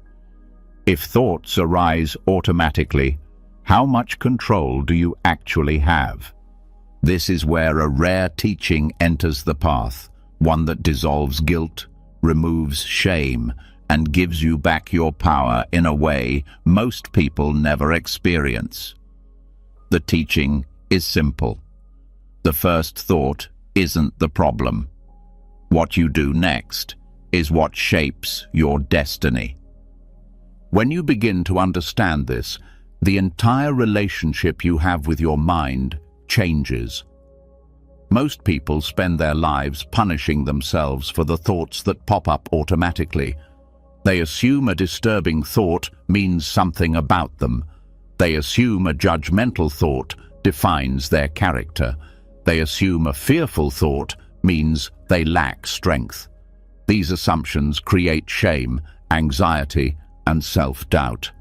But the truth is that your first thought is simply the result of past conditioning, memory, biology, habit, and environment. The mind produces it automatically. You did not choose it. You did not design it. You did not craft it from intention. It simply appears. This is one of the most liberating insights of Buddhist psychology. The mind generates first thoughts the same way the body produces a heartbeat, automatically, continuously, and without consulting you. When you finally understand this, you stop attacking yourself for what arises.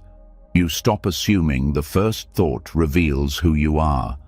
You stop fighting the natural activity of the mind. Instead, you turn your attention towards something far more important, the second thought. The second thought is where your freedom lives.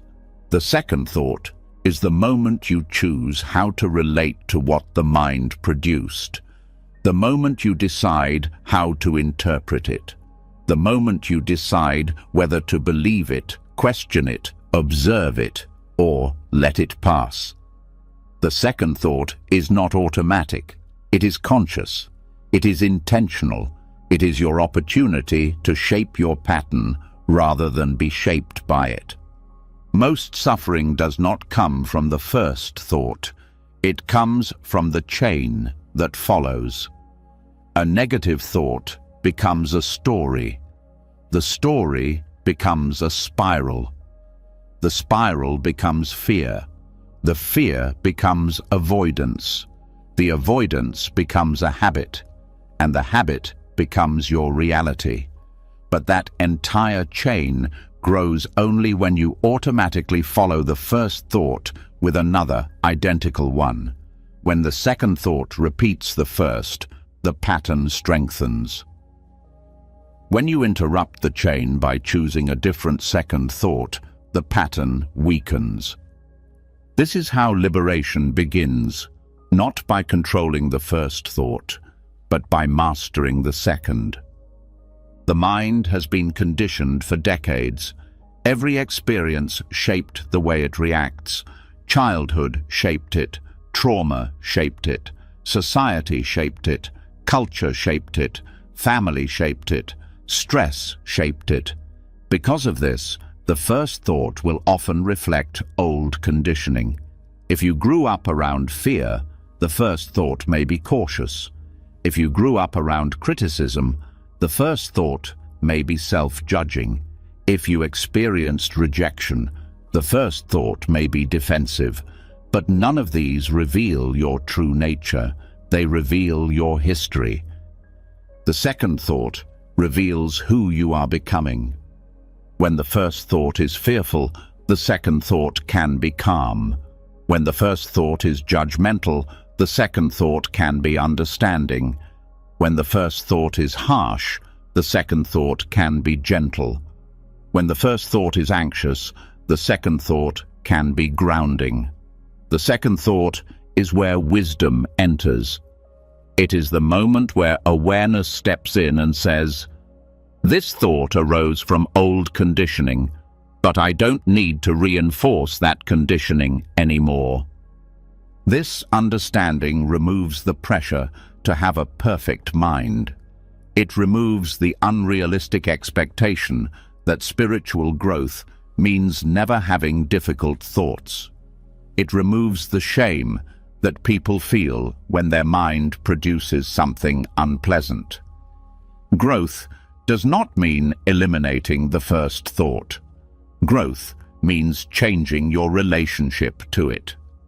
The first thought is the echo of the past.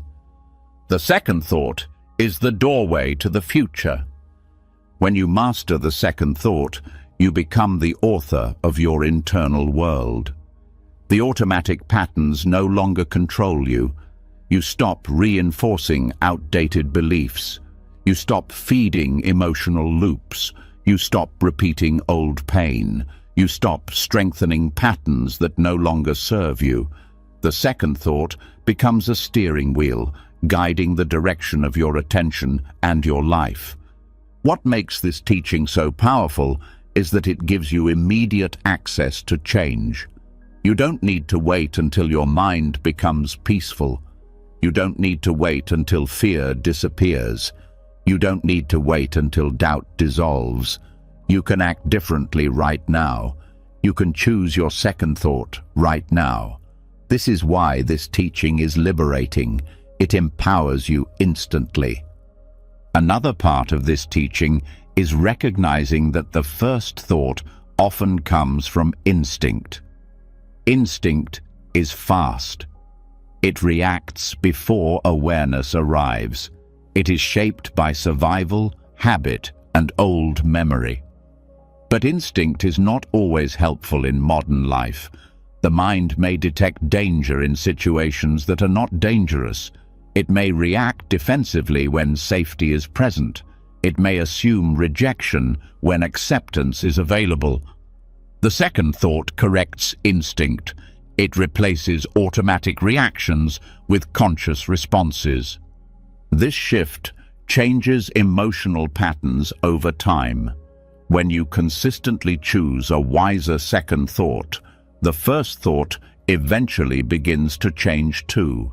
Old conditioning weakens, neural pathways reorganize, emotional habits soften. The mind begins to mirror your conscious choices. This is how transformation happens, not through force, but through consistent redirection. The second thought is also essential for breaking cycles of guilt. Many people feel ashamed for thoughts they never chose. Guilt arises because they believe the thought reveals something about their morality or character. But when you understand that the first thought is simply automatic mental activity, guilt dissolves, shame dissolves. Only responsibility for the second thought remains, and this responsibility is empowering, not punishing. Mastering the second thought also strengthens emotional resilience. When a difficult emotion arises automatically, the second thought becomes your anchor. It allows you to stay grounded instead of being swept away by emotion. It helps you respond wisely instead of reacting impulsively. It helps you observe emotion instead of drowning in it. The second thought transforms emotional turbulence into emotional awareness.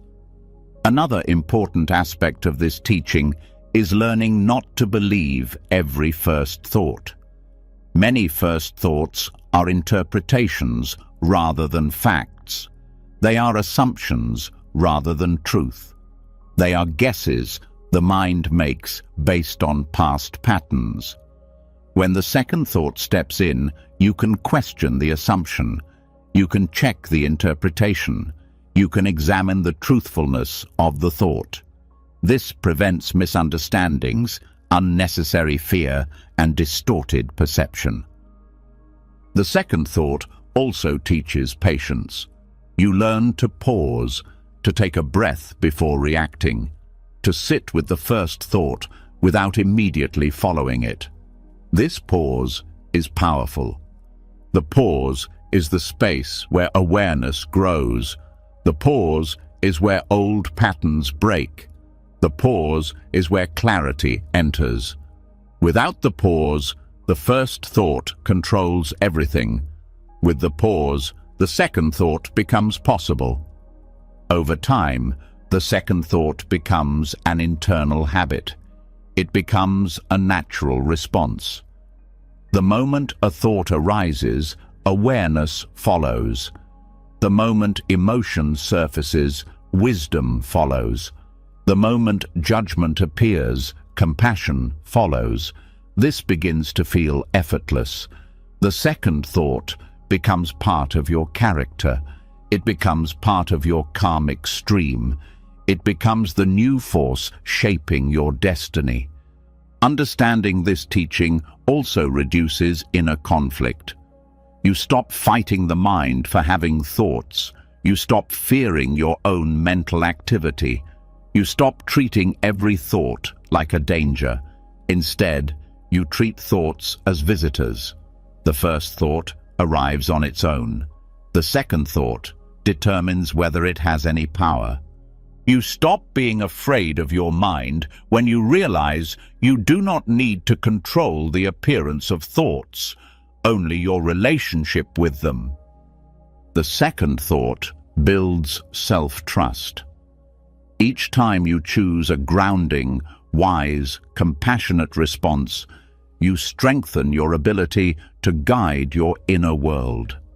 You start believing in your capacity to stay centered even when the mind produces chaos. This trust quiets anxiety. It calms emotional reactivity. It dissolves the fear of losing control. You discover that awareness, not thought, is your true stability. The second thought also influences how you treat others. When the first thought is judgment, the second thought can be understanding. When the first thought is irritation, the second thought can be patience. When the first thought is fear, the second thought can be openness. This shift improves relationships effortlessly. You stop assuming the worst. You respond with clarity rather than projection. You become less reactive, more grounded, and more compassionate. Most importantly, the second thought shapes your identity. The first thought might be conditioned by the past, but the second thought reflects the person you are becoming. When you consistently choose your second thought wisely, you transform your character from within. You become less ruled by conditioning and more aligned with intention. You shift from automatic patterns to conscious living. This teaching shows you where your true power resides, not in forcing the mind to be perfect, but in choosing your response wisely. The first thought arises. The second thought defines your path. And now that you understand how the second thought becomes the turning point of your inner life, you are ready to continue even deeper into the next insight, where awareness begins to shape not just your thoughts, but the entire behavior of the mind itself. Before moving into the next teaching, something subtle but powerful becomes unmistakable. You've now seen how the first thought arises on its own, shaped by old conditioning, while the second thought holds the key to freedom. But as you begin choosing wiser second thoughts, another realization starts to form beneath the surface. Something is watching all of this. Something notices the first thought. Something chooses the second. Something stands behind the mental activity itself, steady and unmoved. And once you notice this something, your entire relationship with the mind begins to shift in a way that feels almost otherworldly. Because if there is an inner observer watching thoughts appear and disappear, then you are not the thoughts. You are the awareness behind them. This opens the doorway to one of the most transformative teachings in Buddhism. Thoughts change their behavior simply by being observed. Awareness itself becomes the catalyst for transformation. What follows is a deep exploration of how the observer's gaze shifts the entire stream of thoughts, not through effort, not through force, but through presence. Thoughts behave differently when they are observed. This is one of the most profound and surprising truths of the inner world. Left unobserved, thoughts flow automatically, driven by conditioning, habit, and emotion. They rise in chains, pulling one another upward, creating loops, spirals, and reactions. But the moment awareness turns toward them, the stream changes. Thoughts slow down, lose intensity, and become less convincing. Awareness disrupts the automatic flow. This is similar to a principle observed in quantum physics. When a particle is measured, it behaves differently. The act of observing changes the outcome. In the same way, when a thought is consciously watched, its shape shifts. It cannot continue its automatic behavior in the presence of awareness. It becomes transparent, quiet, and less intrusive. This effect happens because thoughts rely on unconscious engagement to maintain their force. When you are unaware, thoughts move freely. They hook your attention.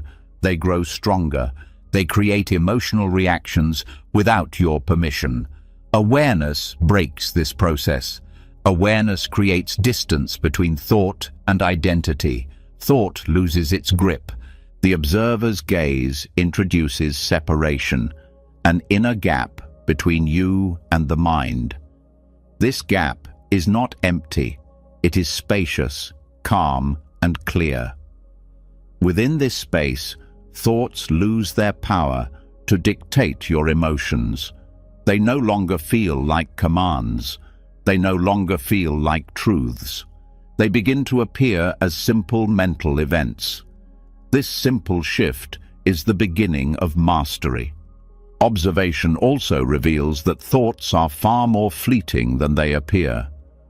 What once felt heavy suddenly appears quick and unstable, like a flicker of light. Awareness shows you how rapidly thoughts come and go. The mind may produce hundreds of thoughts in minutes, yet most vanish without leaving any trace. It becomes obvious that thoughts only become powerful when you give them attention. When the observer watches a thought, the thought cannot escalate. It cannot drag you into a story. It cannot create a spiral. Awareness interrupts momentum.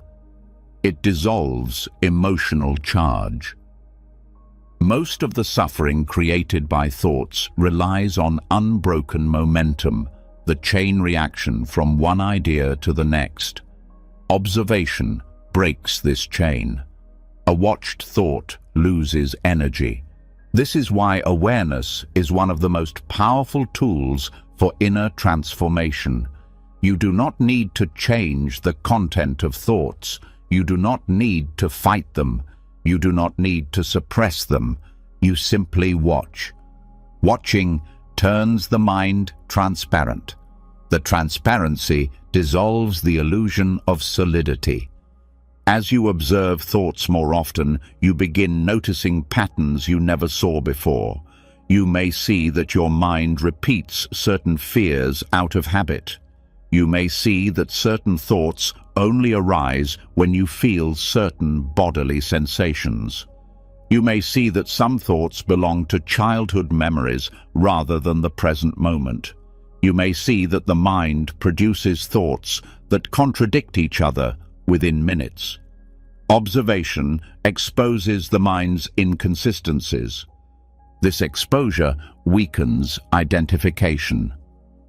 When you see that your mind produces contradictory opinions, varying emotions, and shifting interpretations, you begin to understand that thoughts cannot accurately define you.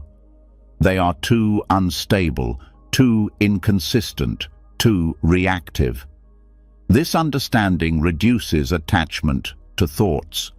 You stop believing everything your mind says. The observer's gaze also reveals the mind's impulsiveness. Thoughts often arise from emotional states, not from truth. Fear triggers fearful thoughts. Sadness triggers self-limiting thoughts.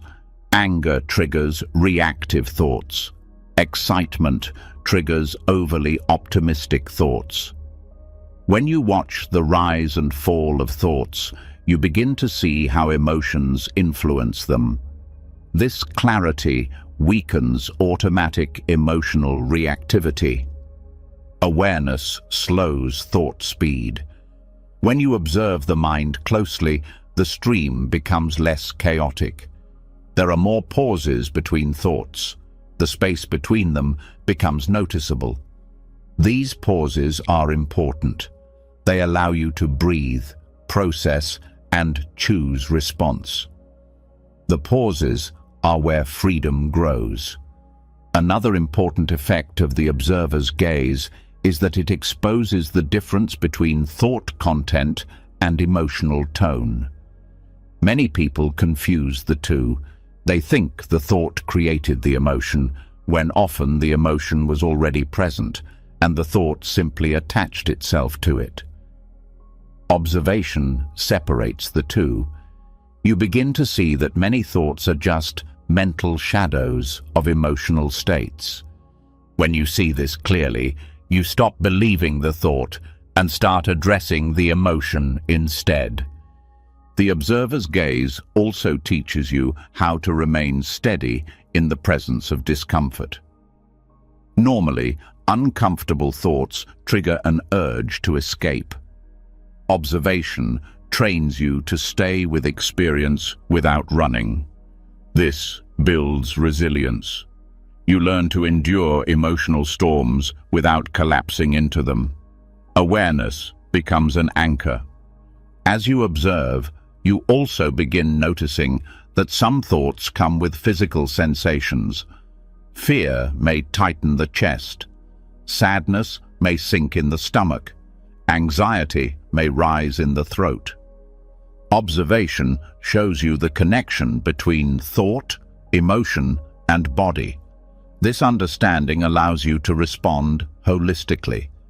Instead of trying to change the thought alone, you relax the body.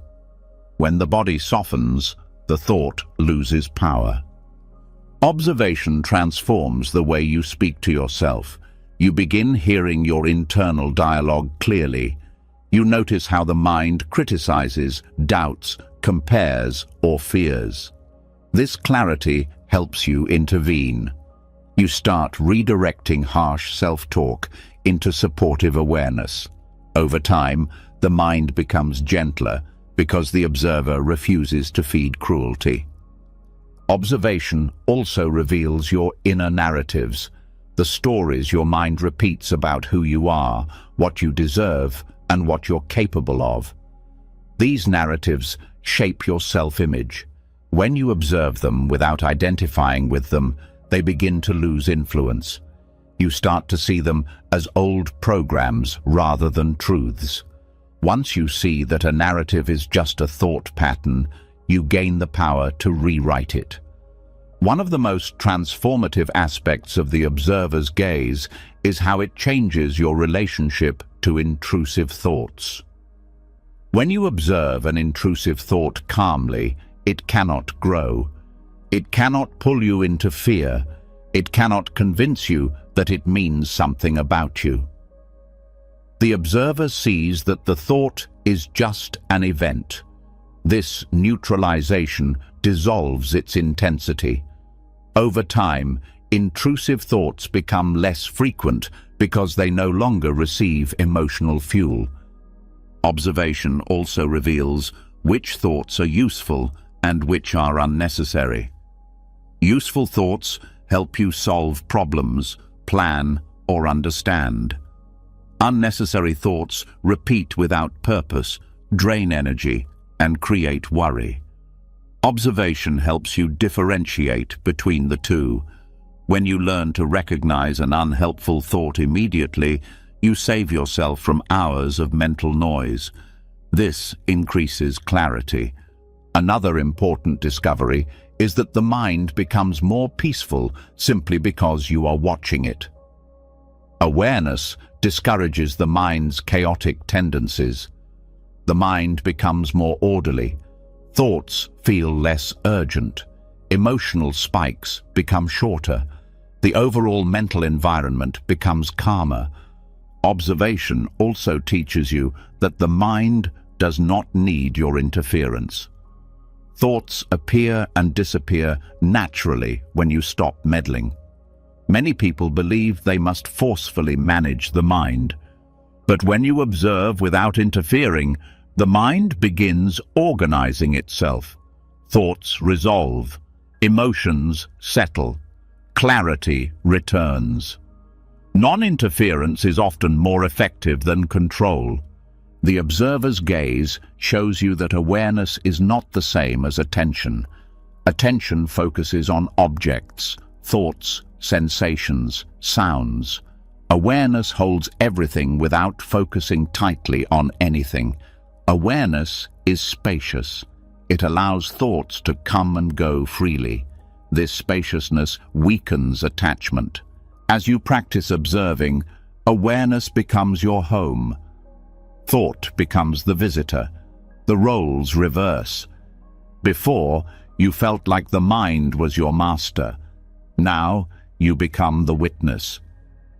When awareness becomes primary, thoughts lose their authority. This shift profoundly affects daily life. You become less reactive. You become more patient. You become more emotionally stable. Stressful situations feel manageable because you have an internal vantage point that is untouched by external chaos. This stability allows you to respond with wisdom rather than instinct. Observation also changes your behavior. You become more intentional. You become more authentic. You stop acting from unconscious patterns. You start acting from clarity. Your choices become aligned with your values rather than your fears. As the observer strengthens, the mind becomes a tool rather than a ruler. You use thoughts when necessary and let them go when unnecessary. This is mental freedom. This is psychological liberation. This is what ancient Buddhist teachings have always pointed toward, the realization that you are the awareness behind the mind, not the activity within it. And now that this understanding begins to settle, you're prepared to move into the next layer of wisdom, a deeper training that teaches you how to let go in the smallest moments, hundreds of times a day, turning awareness into a living practice rather than a concept. Before moving forward, the insight from the previous teaching settles even deeper. You've now seen how watching a thought changes its path, how awareness softens old patterns, and how the simple act of observing brings clarity and calm. From this clarity comes a new realization, quiet, gentle, and powerful. If awareness can weaken a thought just by noticing it, then letting go becomes the next natural step. Not in dramatic moments, not in rare breakthroughs, but in tiny moments scattered through your day. This is where the next stage of training begins, learning to release thoughts the instant they appear, again and again, until letting go becomes a living habit instead of an idea. And this is the essence of thought impermanence training. Micro-releases practiced hundreds of times a day. Thoughts arise constantly, and most of them dissolve on their own. But the mind interferes. It grabs, resists, analyzes, criticizes, judges, and holds on to ideas that were meant to pass. This is why the mind feels crowded. This is why stress accumulates. This is why small worries turn into heavy burdens. Impermanence training teaches you to avoid this unnecessary holding. You begin to trust that you don't need to cling to every thought. You begin to see that the thought was already leaving the moment it arrived. Micro-letting go means releasing thoughts in the smallest possible increments. It is not dramatic. It is not forceful. It is not emotional. It is a simple choice made again and again, like opening your hand when you notice you've closed it around something unnecessary. These tiny releases accumulate and begin shaping a new inner environment. The mind becomes lighter, slower, and less reactive. Impermanence training works because it cuts the momentum of thought at the very beginning. If you let go quickly, the thought cannot build a story. It cannot gather emotional energy. It cannot become a spiral. Letting go early prevents the thought from taking root. This is the difference between a spark and a wildfire. The spark is harmless. The wildfire grows only when fed. People often wait to let go until a thought becomes heavy, but by then the thought has already grown into a chain. Micro-letting go focuses on the spark, not the fire. You release the thought before it grows. You release it before your emotions respond. You release it before it shapes your mood. This is the beauty of impermanence training, prevention instead of repair. The mind produces micro-thoughts constantly, tiny flickers that often pass unnoticed. A quick irritation, a brief judgment, a small worry, a tiny craving, a moment of insecurity. Each on its own seems harmless, but together they create tension. They form the invisible emotional weight you feel throughout the day. When you begin letting go of these micro-thoughts, the invisible weight lifts. You feel lighter without knowing exactly why. You feel calmer without needing a reason. Letting go of micro-thoughts requires gentle awareness. Not intense attention, not strict focus, just a soft noticing. The moment you sense a thought has appeared, you relax your mental grip. You don't fight it. You don't push it away. You don't try to replace it. You simply stop holding it. The thought dissolves because it was impermanent from the start. This effortless release becomes easier when you understand that thoughts do not require your involvement. You do not need to finish thinking them. You do not need to respond to them. You do not need to examine them. Most thoughts have no purpose. They are mental noise. Micro-letting go teaches you that you can release a thought without losing anything valuable. The body plays a large role in this practice. Thoughts create tension in the body. Notice how a worrying thought tightens the stomach, or how a judgment contracts the chest, or how a stressful memory stiffens the shoulders. When you let go of a thought, the body softens. The release is physical as much as mental. Over time, the body learns that it no longer needs to brace itself against every thought. Muscles unwind, breathing deepens, the nervous system calms, impermanence becomes embodied.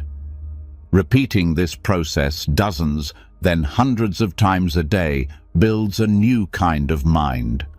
You stop accumulating tension. You stop carrying unnecessary thoughts. You stop letting small annoyances become big problems. You stop rehearsing fear. You stop reliving old pain.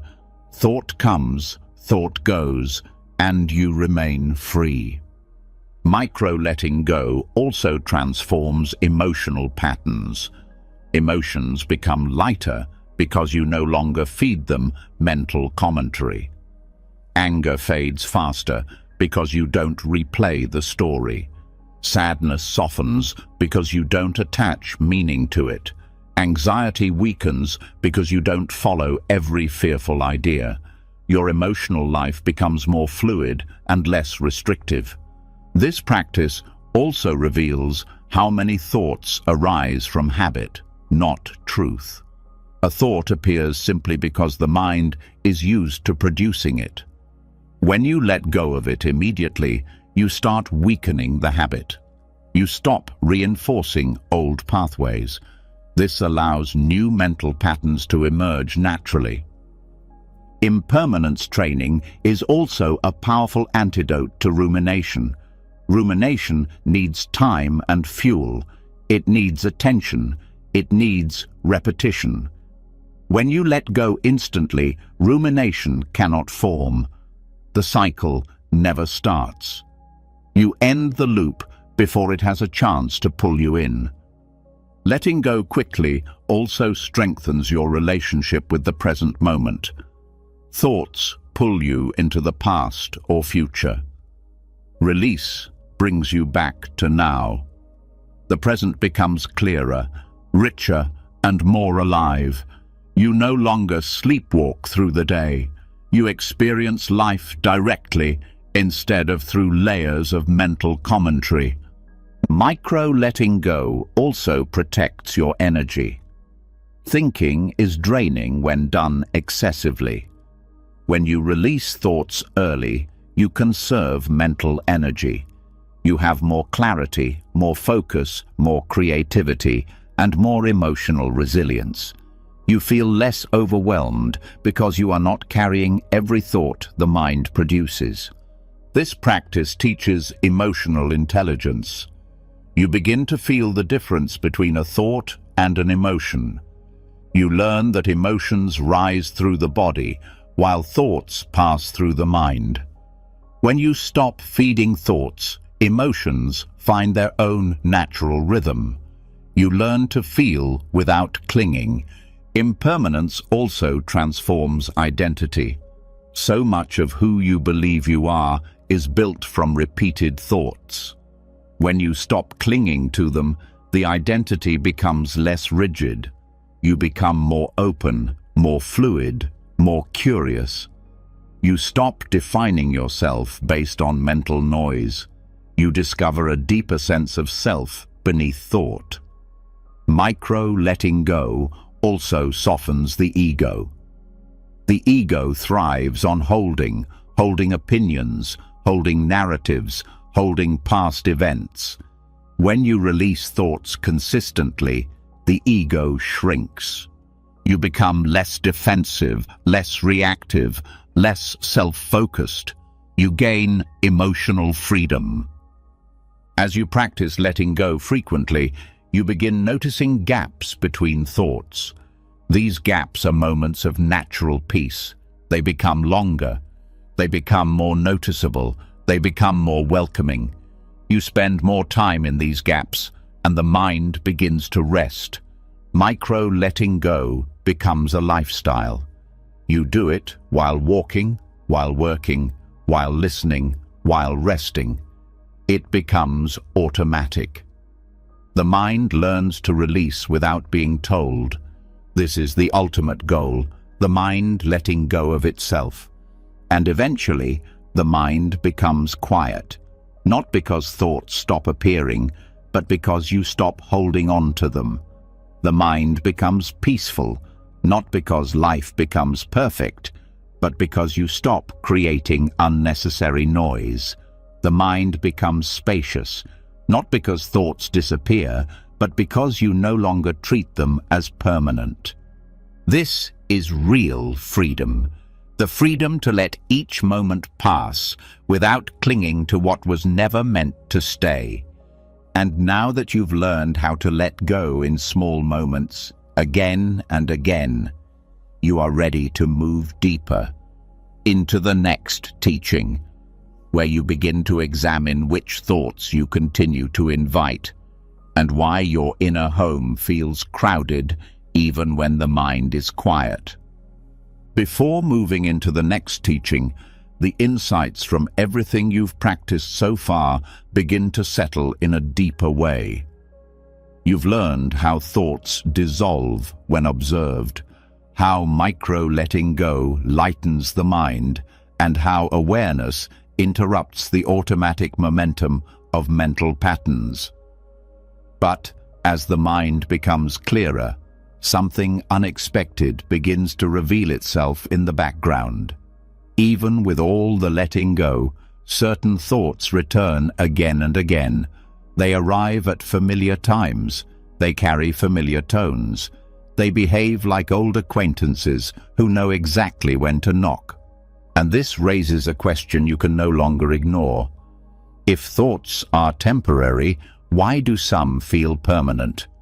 Why do some patterns keep slipping back into your awareness, even when you've released them hundreds of times? This next teaching explores that very question. It reveals an overlooked truth about the inner world. You keep hosting certain types of thoughts, often unconsciously. and these repeated guests shape the emotional climate of your mind. Understanding your inner guest list changes everything. Your mind does not select thoughts randomly. It returns to certain thoughts because something inside you repeatedly invites them back. This invitation is not a conscious choice. It is an emotional pattern, a familiar belief, a conditioned habit, or a lingering wound. These inner invitations determine which thoughts keep revisiting your mental space. One of the reasons certain thoughts return is emotional familiarity. The mind prefers what it knows. If you've spent years rehearsing worry, the mind brings worry back because it recognizes that pattern. If you've spent years reinforcing self-doubt, thoughts of inadequacy return easily. The mind interprets the familiar as safe, even when the familiar creates suffering. This is why certain thoughts feel like old companions. They have visited you so often that the mind now keeps the door open for them. Some thoughts return because they are tied to unresolved emotion. When an emotion hasn't been fully processed, the mind expresses the residue through recurring thoughts. If grief remains frozen inside, the mind repeatedly surfaces memories associated with loss. If anger hasn't been healed, the mind replays situations where you felt wronged. If fear has been stored in the body, the mind generates scenarios that echo that fear. The recurring thought is not the true issue. It is the messenger for the buried emotion. Another major source of returning thoughts are internal beliefs. These beliefs act as magnets. If you believe you are unworthy, thoughts of inadequacy will continually reappear. If you believe you must earn love, self-critical thoughts will dominate. If you believe the world is unsafe, fear-based thoughts will return. These beliefs become mental filters. The mind hosts thoughts that confirm them because consistency feels stable even when it hurts. Many recurring thoughts also come from long-standing mental habits. The mind becomes efficient at repeating thoughts it has rehearsed for years. Habitual mental loops, such as comparing yourself to others, anticipating worst-case scenarios, or replaying old conversations, become automatic. The thought returns because the neural pathway is well worn. The mind is simply following its familiar route. Sometimes thoughts return because of subtle triggers: tone, posture, weather, silence, a memory fragment, a smell, or an expression someone makes. These triggers activate old thought chains instantly. The trigger is small, but the emotional memory behind it is large. Without awareness, it feels as though the thought came out of nowhere, when in reality it followed a subtle signal. Your mind can also feel crowded because you unknowingly feed certain thoughts with attention. When you analyze a thought repeatedly, you deepen its roots. When you resist it aggressively, you strengthen it. When you fear it, you energize it. Even arguing with a thought reinforces it. Your reaction becomes an invitation. The thought learns that it will receive energy simply by appearing. Some thoughts stay because you use them as protective mechanisms. People often cling to worry because they believe it prepares them. They cling to self-criticism because they think it prevents failure. They cling to imagining worst-case scenarios because they believe it shields them from disappointment. These thoughts return because part of you believes they serve a purpose, even though they cause exhaustion. Thoughts also return when a story in your life remains incomplete. Unanswered questions unresolved conflicts, or unspoken emotions create open loops in the mind. The mind revisits these loops in an attempt to finish what was left unfinished. The thought persists because the story behind it has not yet been closed. The inner guest list becomes even clearer during stressful moments. Stress exposes your core mental patterns. When overwhelmed, the thoughts that return are the ones that have shaped your life: fear, doubt, comparison, guilt, resentment, or helplessness. These thoughts rise quickly because stress weakens the mental filters that normally keep them quiet. As you continue practicing micro-letting go, you begin to recognize these patterns more clearly. You start noticing the thoughts that return the most. You see their emotional flavor. You sense the belief behind them. You feel the body's response. You understand their rhythm. This awareness is transformative. Once you see the pattern, you stop feeling blindsided. The thought is no longer a surprise. It is a familiar guest you can greet calmly and release gently. Understanding your inner guest list also reveals unmet emotional needs. Some thoughts return because they express an unspoken longing, perhaps for safety, love, connection, clarity, or rest. When those needs remain ignored, the thoughts persist. The mind uses them as signals, asking you to pay attention to something deeper. When you meet the need directly, the thought no longer has a reason to return. These recurring thoughts also shape the emotional atmosphere of your inner world. Hosting fear repeatedly creates an anxious environment. Hosting self-criticism creates a hostile inner home. Hosting resentment creates a tense one. Hosting compassion, understanding, and patience creates a soft and peaceful environment. You are not helpless in this process. You are the one deciding which thoughts set the tone of your inner space. The inner guest list is also tied to identity. Thoughts that support your identity, whether healthy or unhealthy, are the ones that return the most. If you see yourself as someone who must always be strong, thoughts that suppress vulnerability appear often. If you identify as the responsible one, thoughts about fixing others' emotions return. Identity shapes invitation. Change the identity, and the invited thoughts change. Narratives also influence which thoughts return. If your internal story is, "I am a failure," the mind hosts thoughts that confirm that story. If your story is, "I can't trust people," thoughts of doubt return constantly. Narratives act as mental walls, and the thoughts that match the walls stay inside. Understanding your narrative allows you to rewrite the script and change which thoughts belong in your mental home. Sometimes, recurring thoughts represent loyalty to the past. You may still carry thought patterns that once helped you survive. You may still echo things you learned from parents, environments, or painful experiences. These thoughts return not because they help you now, but because they were engraved deeply in earlier years. Awareness allows you to thank these thoughts for their past purpose and release them from your present.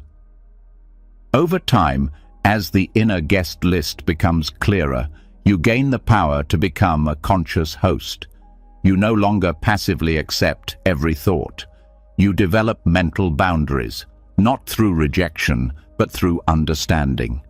You begin to choose which thoughts are worth your time. You begin to allow thoughts that nourish you, guide you, strengthen you.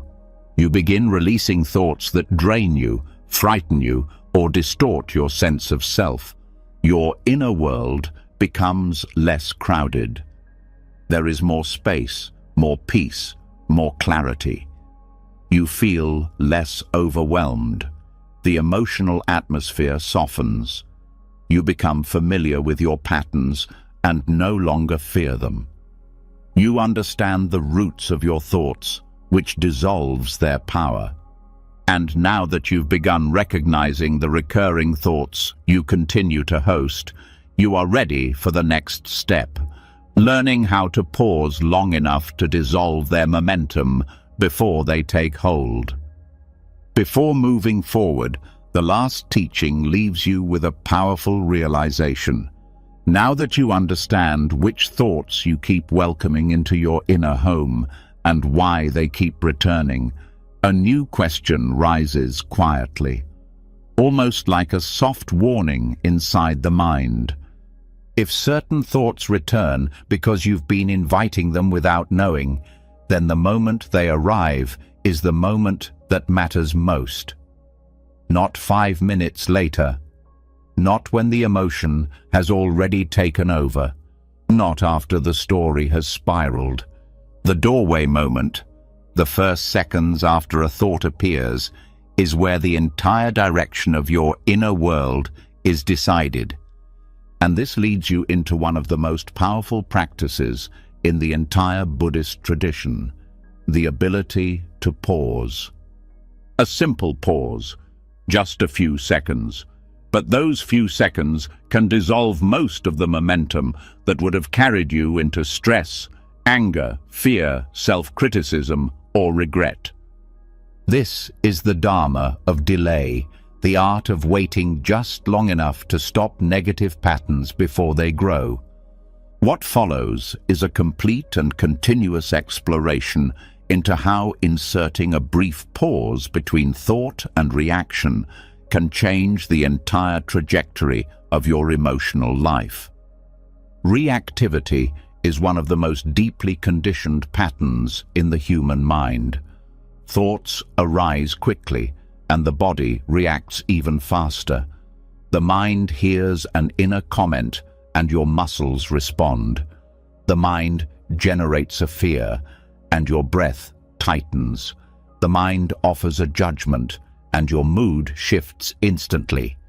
Most people are not reacting to life. They are reacting to their thoughts about life. And because these reactions happen so quickly, they feel automatic. The Dharma of delay disrupts this automatic chain. When you pause for a few seconds after a thought appears, you interrupt the momentum. You create a space where awareness can enter. You create a small gap between the thought and your reaction. And inside that gap, transformation begins. A reaction is not inevitable. It only feels inevitable because it happens fast. The mind moves in milliseconds. Emotion follows in seconds. Behavior follows in minutes. But if you interrupt the first few seconds, the entire chain dissolves. This is why a simple 3 to 7 second pause can dissolve most negative mental momentum before it gathers strength. This pause is not passive. It is not avoidance. It is a conscious act of reclaiming your power. You are stepping out of the automatic pattern and stepping into awareness. You are giving yourself permission to see clearly before you act. The power of delay lies in how thoughts lose intensity when not immediately obeyed. A thought becomes strong when you respond to it instantly. When a judgment appears and you immediately believe it, the judgment gains authority. When a fear appears and you automatically tense, the fear becomes embodied. When a memory appears and you immediately replay it, the memory grows roots. But when you pause, the thought is denied fuel. It cannot escalate. It cannot trigger emotions as strongly. It cannot pull you into its story. The pause exposes the thought's impermanence. You begin to see how rapidly the thought fades when you do nothing with it. Many people mistake reactivity for personality. They think, I'm an angry person, I'm an anxious person, or I'm an emotional person, when in reality, they are simply reacting too quickly. The reaction gives the emotion its power. The pause gives you your power. The Dharma of delay works because it allows the nervous system to reset. When you immediately react, your body enters a stress response. When you pause, the body has time to breathe. The heart rate slows, the muscles soften, the breath deepens. This physiological shift reduces emotional intensity. The mind becomes clearer. You gain the ability to choose. A pause is powerful because it changes the timeline. Thoughts and emotions operate in waves. The first wave is intense but short. If you react quickly, the wave amplifies. If you wait, the wave collapses on its own. Most emotional storms dissolve if you allow them to rise and fall naturally without intervening. The pause also prevents misinterpretation. When a strong emotion arises, the mind often creates a story to explain it. They don't care about me. I'm failing. Something terrible will happen. But the story is rarely accurate. The story is simply the mind trying to justify the emotion. When you pause, you give the emotion time to settle before the mind creates a narrative. This prevents countless misunderstandings. Another important aspect of delay is how it strengthens self-control. Each time you wait before reacting, you reinforce the part of you that is aware. Awareness becomes stronger. Impulse becomes weaker. Over time, the impulse fades because it is no longer rewarded with immediate action. The Dharma of delay is also deeply related to karma. Karma is not punishment, it is momentum. Reactivity strengthens old karma. Delay weakens it. When you pause, you stop adding energy to old patterns. You break the karmic momentum. This is how internal cycles dissolve, not through force, but through interruption. The pause also protects relationships. Most conflicts are born in the first seconds of reactivity. A sharp comment, a defensive tone, a quick assumption. These moments create damage. When you pause, you give yourself a chance to respond with clarity rather than emotion. You choose understanding over impulse. This simple shift can prevent arguments, heal trust, and deepen connection. Delay also brings humility. It shows you how quickly the mind jumps to conclusions, how easily it misreads situations, and how often emotions distort perception. The pause gives you time to question whether the first reaction is true.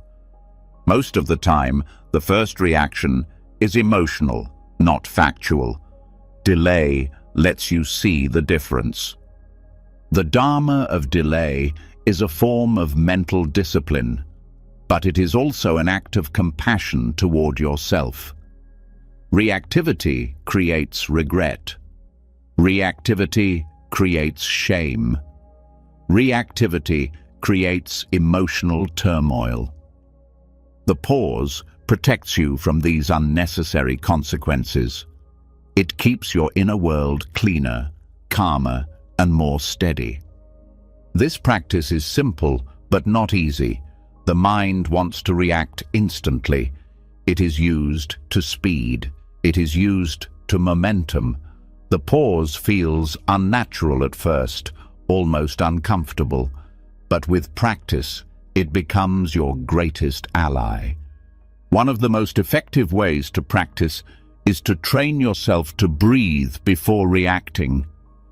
A single slow breath creates a natural pause. The mind starts to settle. The emotion softens. You create space for a wiser response.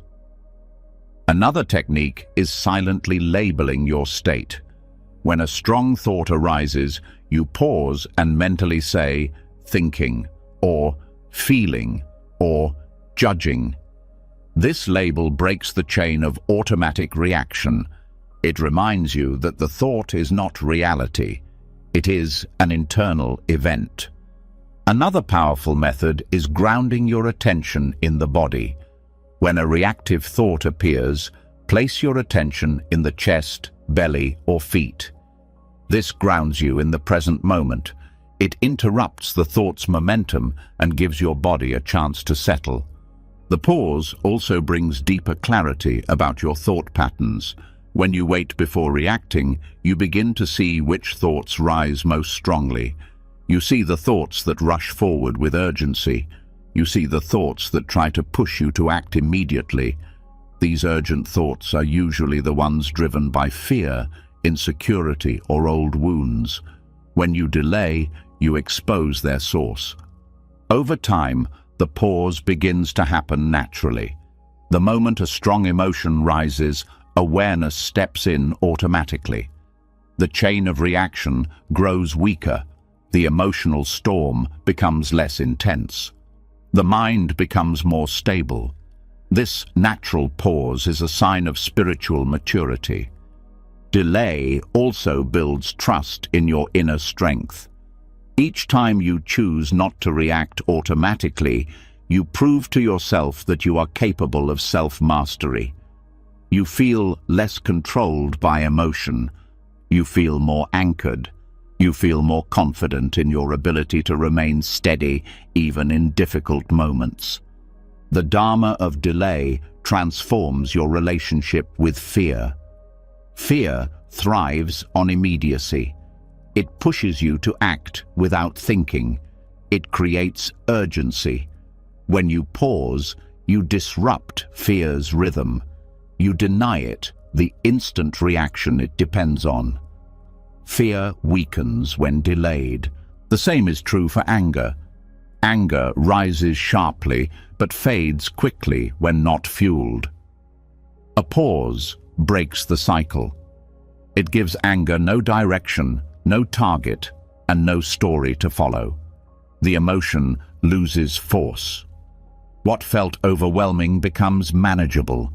Delay is also a powerful tool for dissolving desire. Many impulses become problems only because they are acted upon too quickly. A pause creates enough space to examine whether the desire is real or momentary. Most cravings fade when given a few seconds. The pause strengthens your long-term goals. Reactivity serves short-term emotion. Delay serves long-term clarity. When you pause, you reconnect with your deeper values instead of acting from the heat of the moment. Over time, the pause becomes a refuge. When life feels overwhelming, you take a moment. When someone triggers you, you breathe. When fear rises, you give it space. When doubt appears, you wait. This waiting creates peace. It creates control. It creates freedom. Eventually, the mind learns that not every thought requires a reaction. Not every emotion requires a response. Not every impulse requires movement. This understanding fundamentally rewires your relationship with your internal world. This is the power of delay. It transforms inner chaos into inner order. It turns storms into passing waves. It gives you time to choose who you want to be instead of reacting from old patterns. And now that you understand the strength hidden in these small pauses, you are ready to step into the next teaching, one that reveals how excessive thinking drains your energy and how to reclaim your inner vitality. Before moving into the next teaching, the last lesson leaves you standing at an important doorway. You now understand the power of a simple pause, how waiting just a few seconds can dissolve emotional momentum, weaken old patterns, and return control to your awareness. But once you begin pausing, something else becomes painfully obvious. The mind is tired, not tired in a casual way, but drained on a deeper level, a level you can feel in your chest, in your breath, in your ability to focus, even in your motivation to live fully. And this exhaustion raises a new question, one that most people never ask. Where is all your inner energy going? Why do you feel mentally worn out even on days when nothing big happened? Why does your spirit feel heavy even after hours of rest? This next teaching dives into a truth rarely discussed but deeply felt. Overthinking consumes your life force. In Buddhist and Taoist psychology, this life force is known as qi, and your thoughts, especially repetitive ones, are one of the biggest drains on it. What follows is an extensive exploration of how excessive thinking drains your energy, weakens your spirit, and limits your potential, and how to reclaim the vitality your mind has been stealing from you for years. One of the most overlooked facts of inner life is that thinking uses energy. The mind is not an abstract machine floating in nothing. It is a living process deeply connected to your nervous system, breath, emotions, and body. Every thought you produce triggers a physical response. Every mental loop consumes biological resources. Every worry drains your vitality. Thinking is not free, it costs something. In Buddhism, the mind is compared to a fire. If it burns too fast, the fuel is consumed quickly. If it burns slowly, the fire lasts. Overthinking is like throwing too much wood onto the fire at once.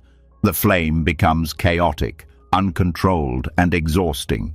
Eventually, the fire weakens because the fuel runs out, and this is exactly what happens when thinking becomes excessive. Your inner fuel, your qi, is drained. Qi is not mystical imagination. It refers to the natural life energy that animates your body and mind. It is what gives you clarity, presence, emotional strength, and vitality. When qi is strong, you feel grounded, alive, focused, and centered. When qi is low, you feel anxious, foggy, restless, and drained, no matter how much sleep you get. Overthinking is one of the fastest ways to weaken qi. Thinking burns energy. Overthinking burns vital energy.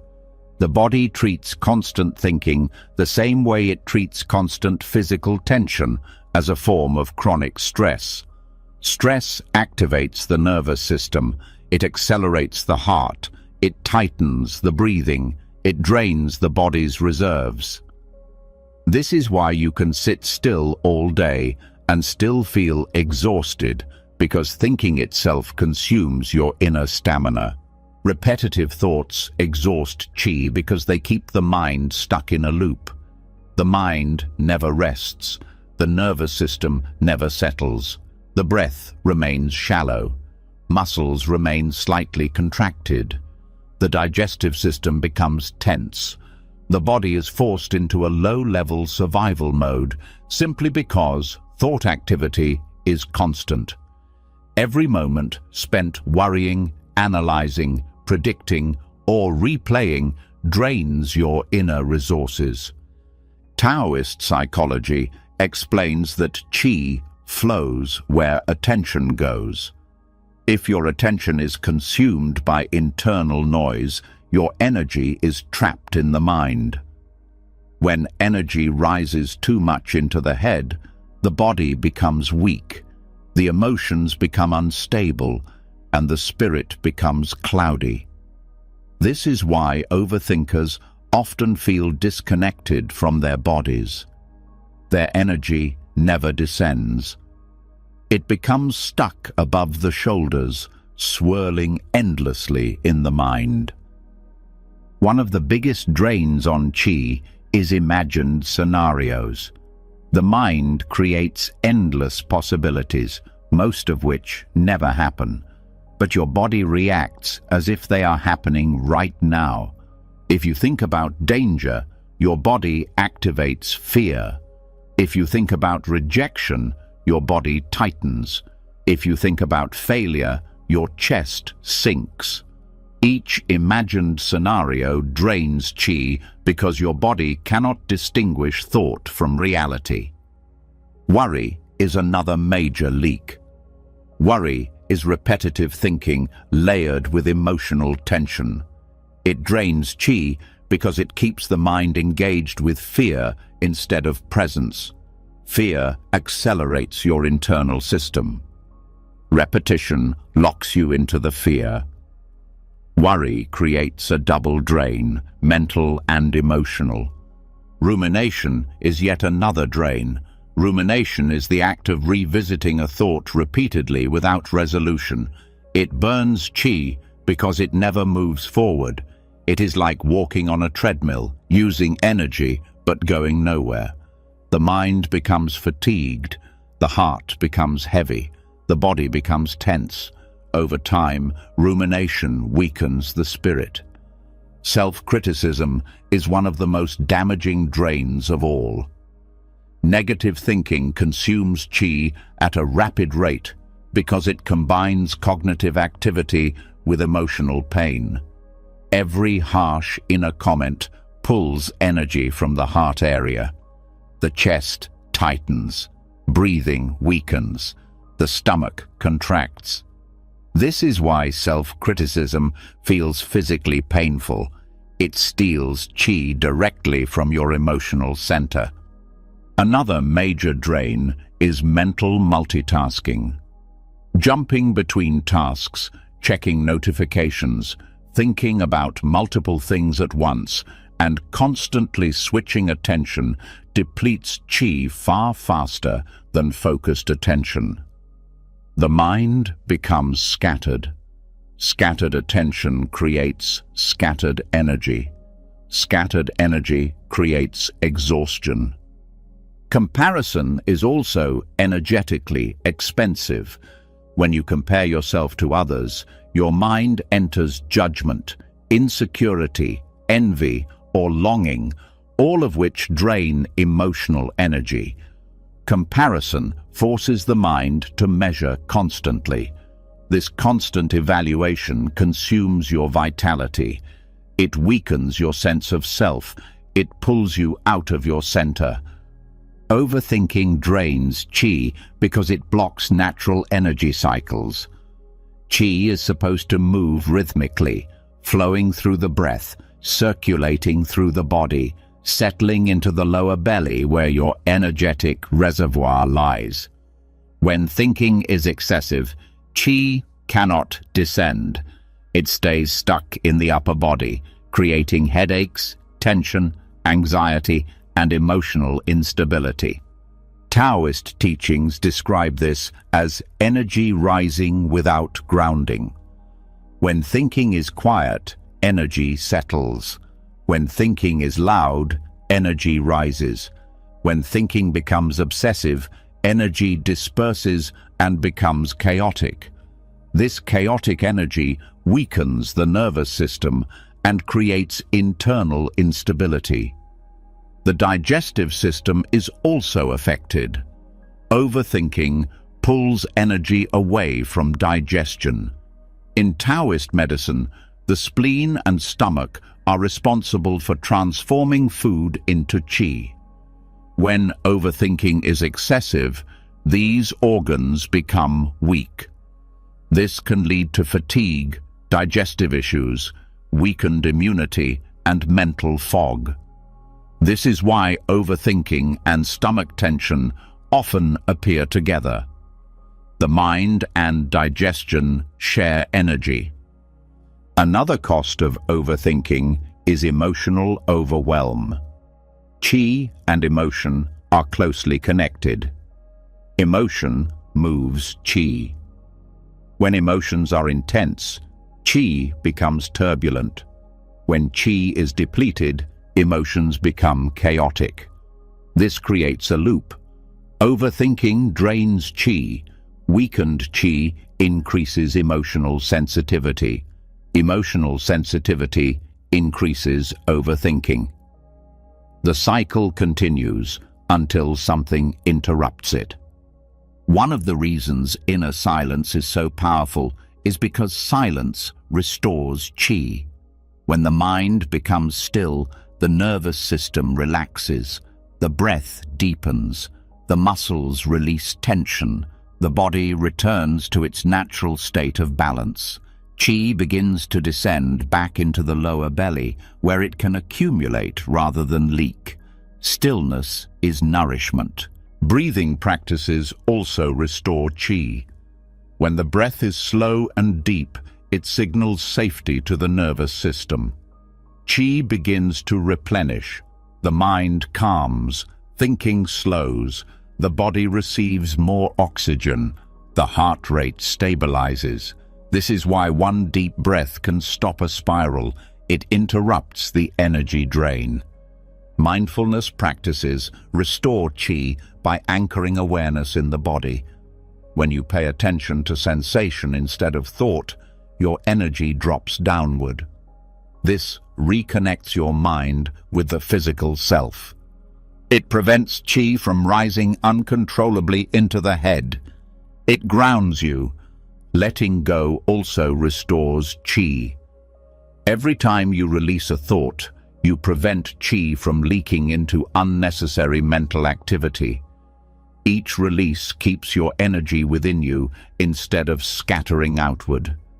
Over time, this creates a reservoir of inner vitality. Another way to preserve qi is through attention training. When you focus on one thing at a time, your energy becomes concentrated. Concentrated energy strengthens the mind. Scattered energy weakens it. Focused attention is a form of internal power. Emotional awareness is another source of qi protection.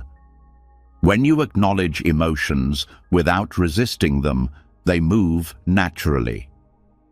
When you repress or overthink emotions, they stagnate. Stagnation drains qi far more than emotion itself. Feeling an emotion fully costs less energy than resisting or analyzing it. Rest is another way to replenish qi.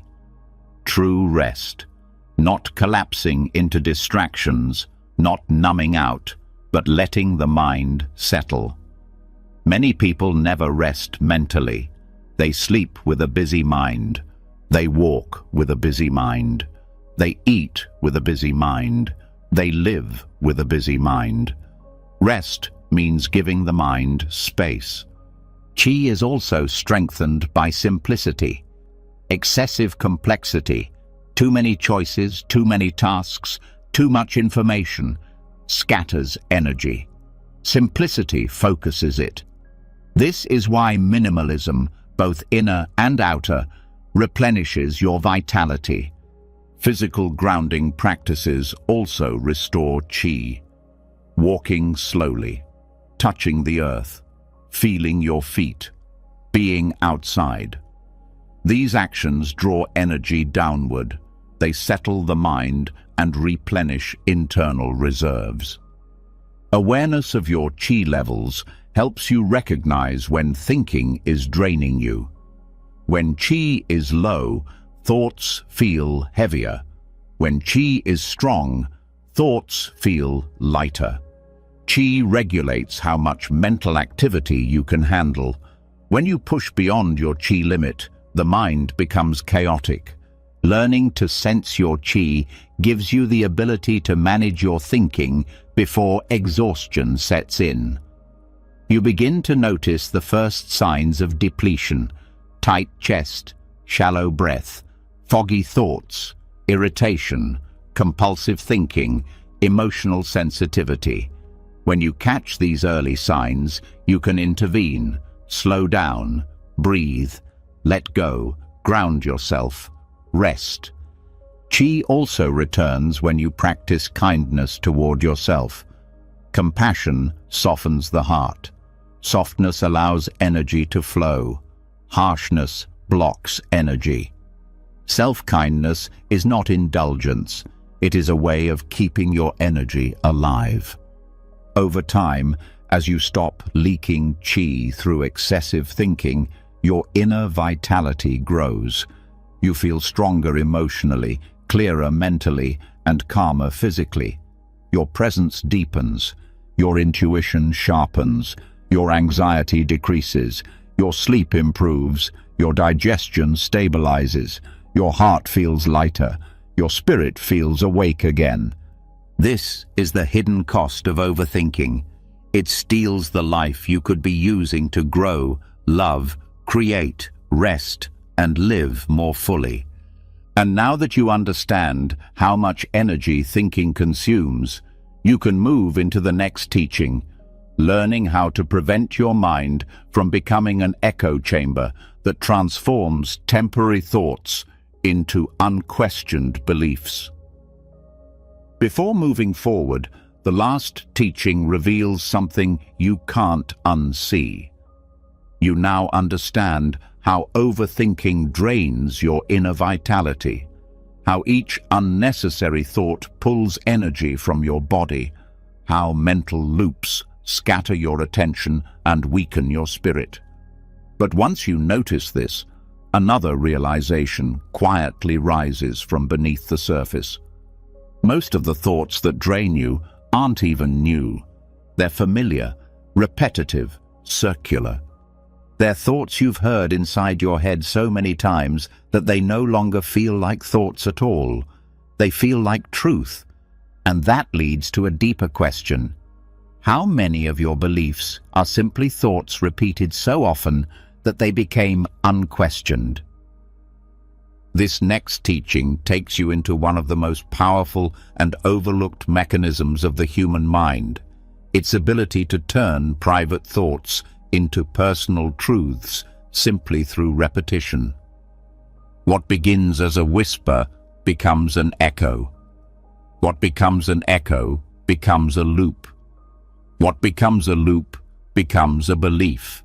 And beliefs, once formed, shape how you see everything: yourself, others, the world, and your destiny. What follows is an extensive exploration of how solitary thoughts slowly transform into unquestioned beliefs, and how to break free from the internal echo chamber that keeps you trapped. The mind is constantly talking to itself. Most of this inner dialogue never becomes conscious. It happens automatically, quietly, like background noise. Yet this quiet noise is powerful. When a thought repeats in your mind again and again, your brain begins to treat it as familiar, and the brain interprets familiarity as truth, not accuracy, familiarity. This is one of the mind's most dangerous blind spots. When a thought arises once, it has little power. But when the same thought arises hundreds of times, something begins to shift. The emotional tone around it strengthens. The brain forms a neural pathway. The mind starts traveling the same route without resistance. Before long, that thought becomes part of your worldview, not because it's true, but because it has been rehearsed. This is the seed of the echo chamber. A thought appears, you react to it emotionally, the emotion reinforces the thought, and your reaction encourages the mind to repeat it. The more often this happens, the more solid the thought feels. Eventually, you stop questioning it altogether. One of the most common thoughts to become a belief is self-doubt. At first, self-doubt is simply a passing worry, but if repeated daily, through comparison, criticism, fear of judgment, or internal pressure, it becomes a belief about your identity. I'm not enough. I'm not capable. I always fail. These statements were not originally truths. They were repeated interpretations. The mind said them often, and your nervous system responded each time. Over time, repetition gave them weight. They became part of your echo chamber. The same process happens with fear. Fear begins as a response to a single event. But if you repeat fearful thoughts about the future, fear becomes a belief. You start assuming danger where there is none. You start interpreting neutral situations as threats. Fear becomes the lens through which you see the world, not because the world is dangerous, but because your internal echo chamber amplified a single fear into a world view. Another type of thought that becomes a belief is judgment. Judgment starts as an opinion, but when the same judgment repeats again and again, it becomes a conclusion. People can't be trusted. Everyone is judging me. Love always leads to pain. These are not facts. They are the result of the mind repeating the same interpretation until it feels absolute. The echo chamber also forms around memories. The mind revisits certain moments repeatedly, often with a distorted narrative. Each revisit reinforces the emotional charge. The memory becomes heavier, more painful, more significant. Over time, what was once an isolated event becomes part of your identity. You start believing the memory defines you. You start believing it explains your limitations. The memory becomes a belief, not because the event has power, but because the mind replayed it endlessly. The mind's echo chamber forms through isolation. When thoughts are not questioned, challenged, or met with awareness, they repeat freely. They bounce inside your mind with no external reference. They begin to feel like the only perspective. This isolation increases certainty. Certainty increases attachment. Attachment solidifies the belief. Awareness disrupts this isolation. When you observe a thought instead of merging with it, you interrupt the repetition. You weaken the echo. You expose the thought as temporary, not eternal. You see that the thought is simply a mental event, not an objective truth. Another factor that strengthens the echo chamber is emotional reinforcement. When a thought triggers emotion, the emotion increases the thought's intensity. Emotion gives the thought color, weight, and urgency. For example, if the thought, "I'm not safe," triggers fear, the fear makes the thought feel true. If the thought, "I'm not worthy," triggers sadness, the sadness deepens the belief. The mind uses emotion as evidence. But emotional evidence is not logical evidence. The more emotional reinforcement a thought receives, the louder the echo becomes. The echo chamber also grows when thoughts are unopposed. If you do not introduce alternative perspectives, the mind believes the repeated thought is the only possible interpretation. For example, if you constantly think, "People don't like me," and you never question it, never challenge it, never provide contrary experiences, the thought becomes a belief, not because it's true, but because no competing thought exists in the mental space. This lack of internal diversity creates cognitive rigidity. You begin seeing the world through narrow patterns. You stop being open to new information. You stop trusting your intuition. You stop questioning your assumptions. The echo chamber becomes your inner prison. To break this prison, awareness must enter the loop. The moment you become aware of a repeated thought, you weaken the cycle. Awareness creates space between you and the thought. It stops the automatic reinforcement. Another way to dissolve the echo chamber is through curiosity. Curiosity does not fight the thought. It examines it. It asks, is this true every time? Is this thought based on evidence or emotion? Where did this thought come from? Curiosity breaks certainty. Certainty is what makes beliefs rigid. When certainty crumbles, the belief becomes flexible. Flexibility dissolves the echo. Another powerful method is exposure to new experiences. When you act in ways that contradict your old beliefs, the brain updates itself.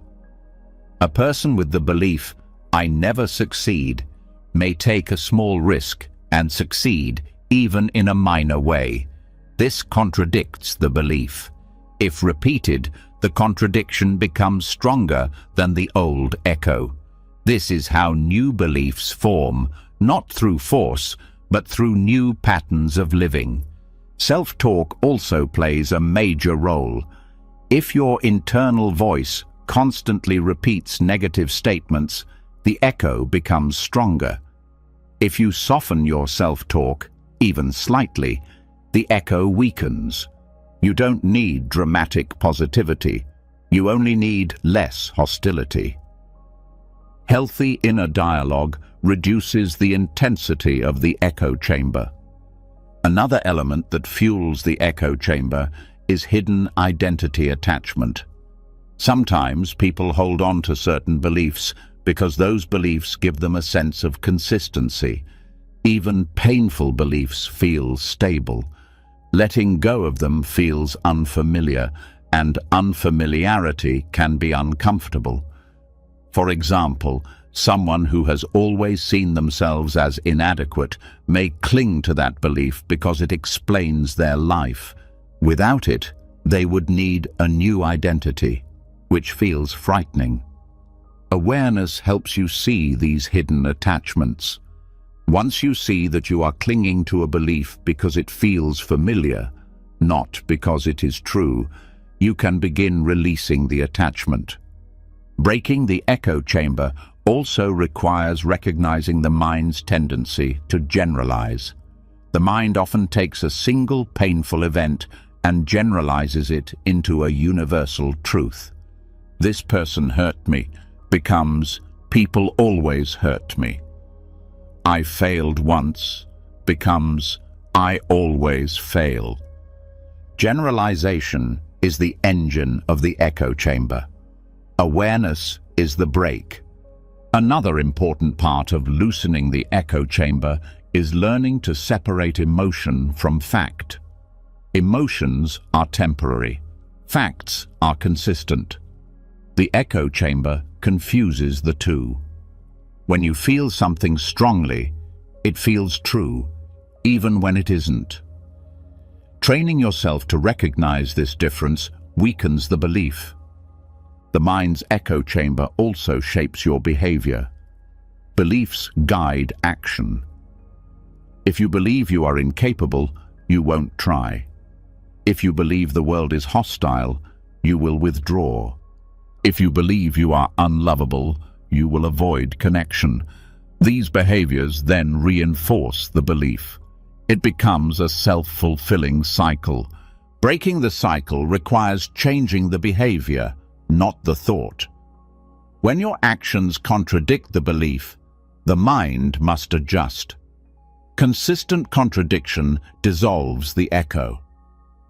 The echo chamber can also be challenged through grounding techniques. When the mind is absorbed in the echo, grounding brings you back to reality. The body's presence interrupts the thought loop. You reconnect to the moment, and in the moment, the echo loses power. One of the most important ways to dismantle the echo chamber is through silence. Silence reduces mental noise. Silence quiets the repetition. Silence exposes the gap between thoughts.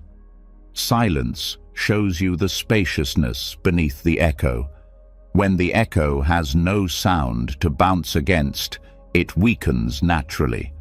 Over time, as you dissolve repeated thoughts, new clarity emerges.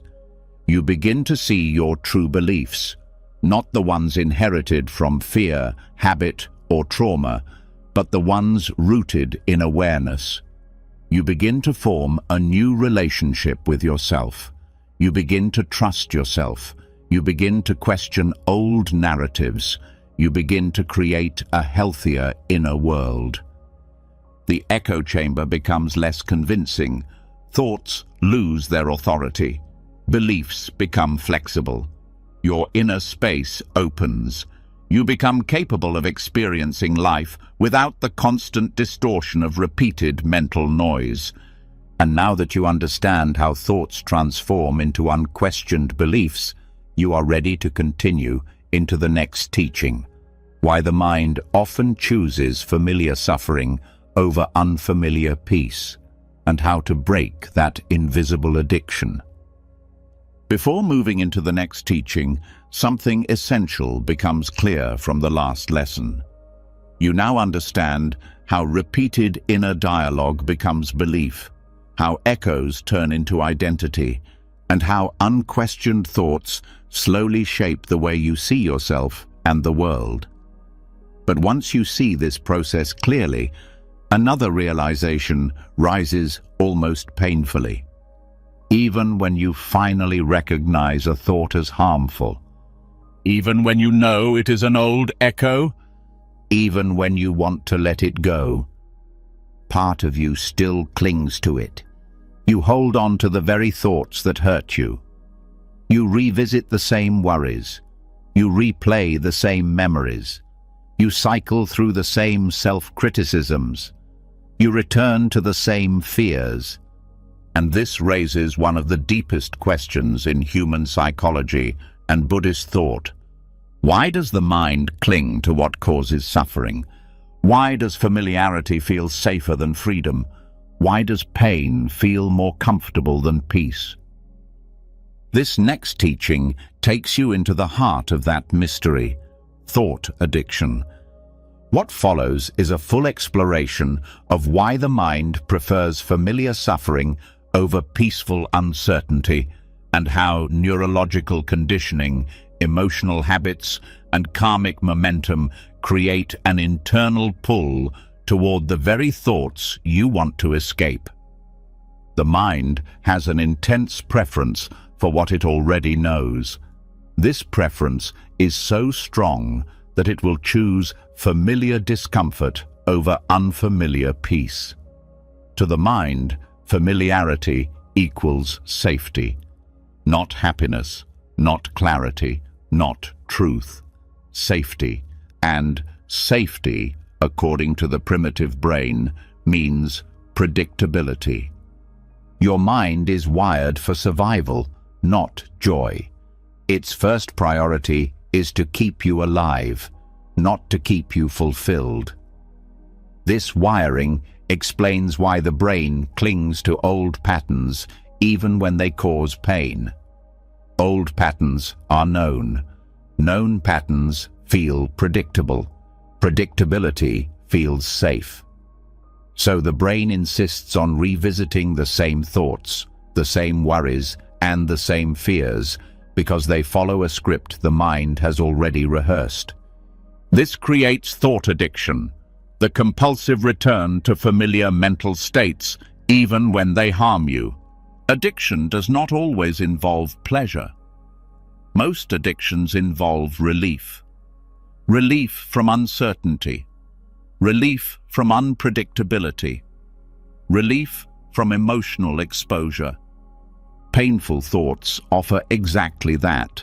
They are predictable. They follow a known storyline. They require no emotional risk. They give the illusion of control. The familiarity of pain feels safer than the risk of peace. Thought addiction happens because the brain rewards repetition. When a thought repeats, the neural pathway becomes stronger. The mind begins to fire the same pathway automatically. Over time, the pathway becomes easier to activate than any new one. This neurological efficiency becomes psychological inertia. You return to the same thoughts because the brain has carved a groove for them.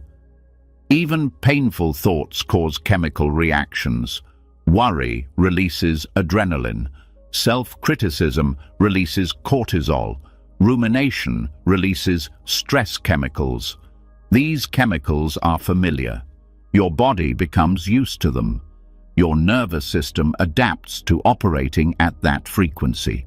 When peace appears, the lack of stimulation feels strange, even uncomfortable. The body interprets calmness as unfamiliar and unfamiliarity as danger.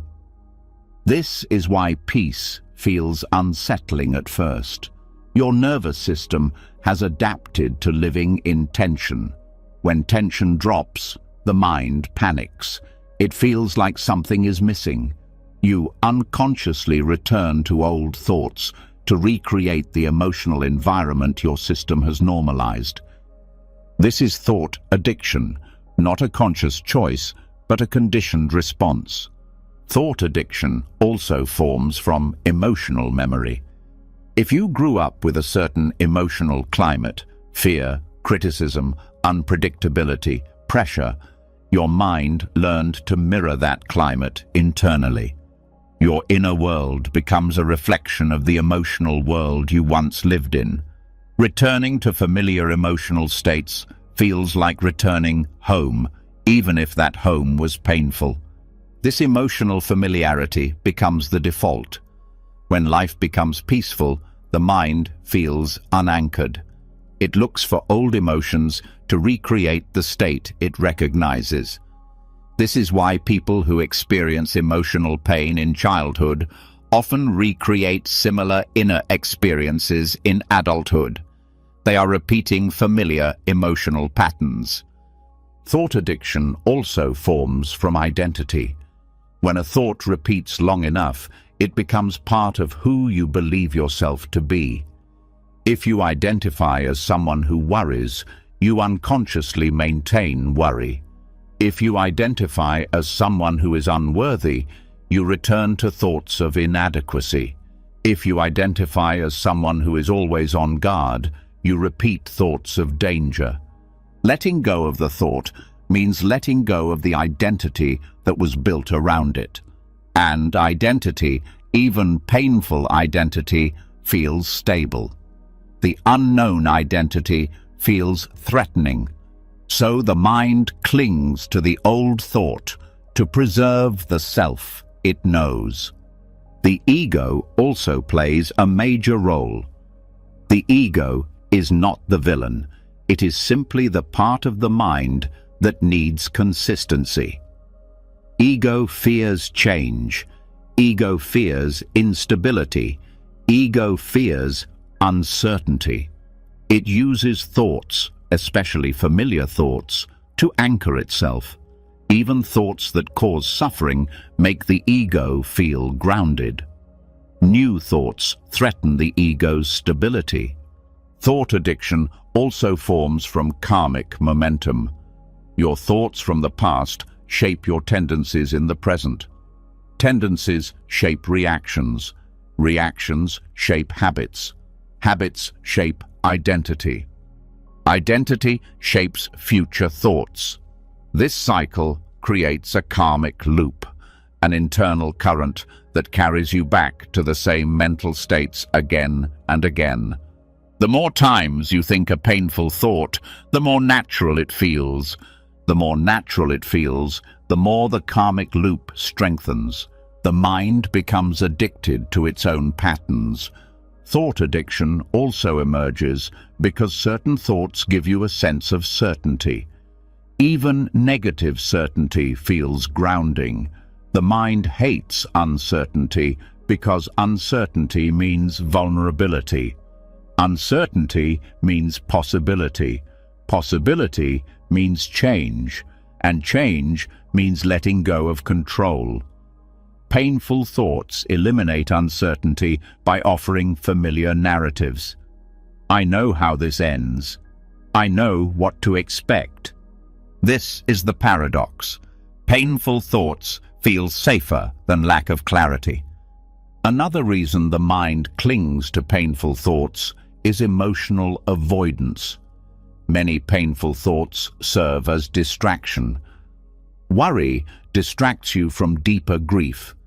Anger distracts you from sadness. Overthinking distracts you from feeling vulnerable. The mind returns to these thoughts because they shield you from emotional exposure. The thought is not the addiction. The avoidance is. Thought addiction also forms from social conditioning. If you grew up around people who worried, complained, criticized themselves, or saw the world through fear, your mind absorbed those patterns. You learned them by proximity. They became part of your mental framework. They became familiar, and familiar patterns feel true. Thought addiction also reflects perfectionism. Perfectionists often overthink because they believe thinking more will protect them from failure, embarrassment, or criticism. This creates a loop. Overthinking gives an illusion of preparedness, which reinforces the habit.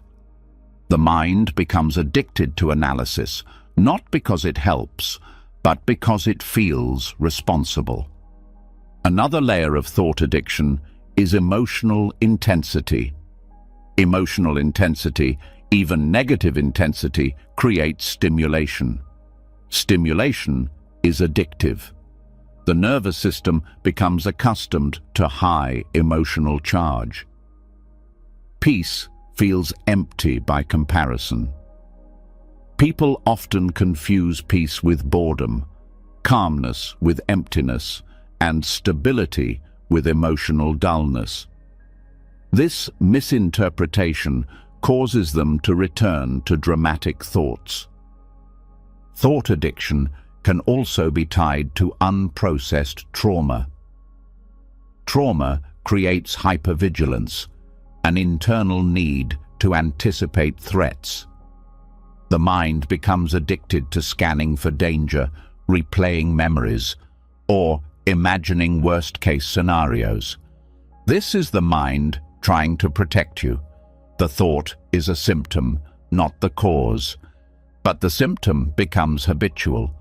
The mind also clings to painful thoughts because they act as anchors for unsolved stories.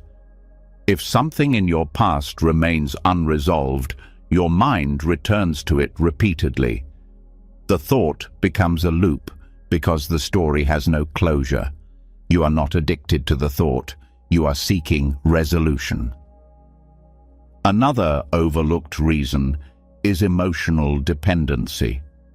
Thoughts can become emotional companions.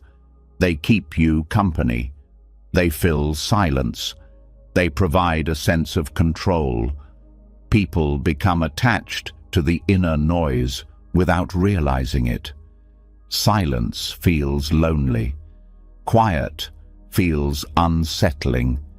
So the mind fills the space with familiar thoughts. Thought addiction also develops from fear of emptiness. The mind fears silence because silence forces you to face yourself. Silence reveals truth. Silence reveals emotion. Silence reveals the depth of your being. The mind, untrained, panics in silence. It fills the emptiness with noise because the noise feels safer than presence.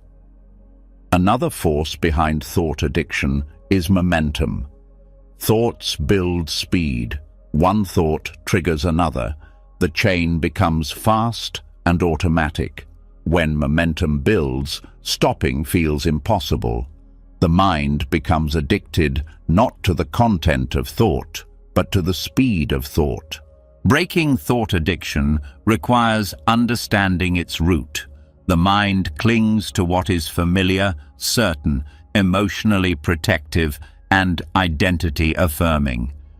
To break the pattern, you must introduce a new kind of familiarity, calm familiarity, awareness familiarity, presence familiarity. When you practice pausing, watching, letting go, and grounding yourself, your nervous system begins to adjust. It learns that peace is not dangerous. It learns that silence is safe. It learns that calmness is nourishing. Over time, peace becomes familiar. And once peace feels familiar, the mind stops clinging to painful thoughts. Another way to break thought addiction is through slowly expanding your tolerance for uncertainty. Uncertainty becomes less threatening when you approach it gently, when you allow small moments of not knowing. When you rest in the present moment without demanding answers, this softens the mind's need for predictable suffering. Breaking thought addiction also requires emotional courage. You must allow yourself to feel the emotions beneath the thoughts. When the emotion is processed, the thought loses its fuel. You don't need to eliminate the thought. You need to heal the emotion it hides. Self-compassion is also essential.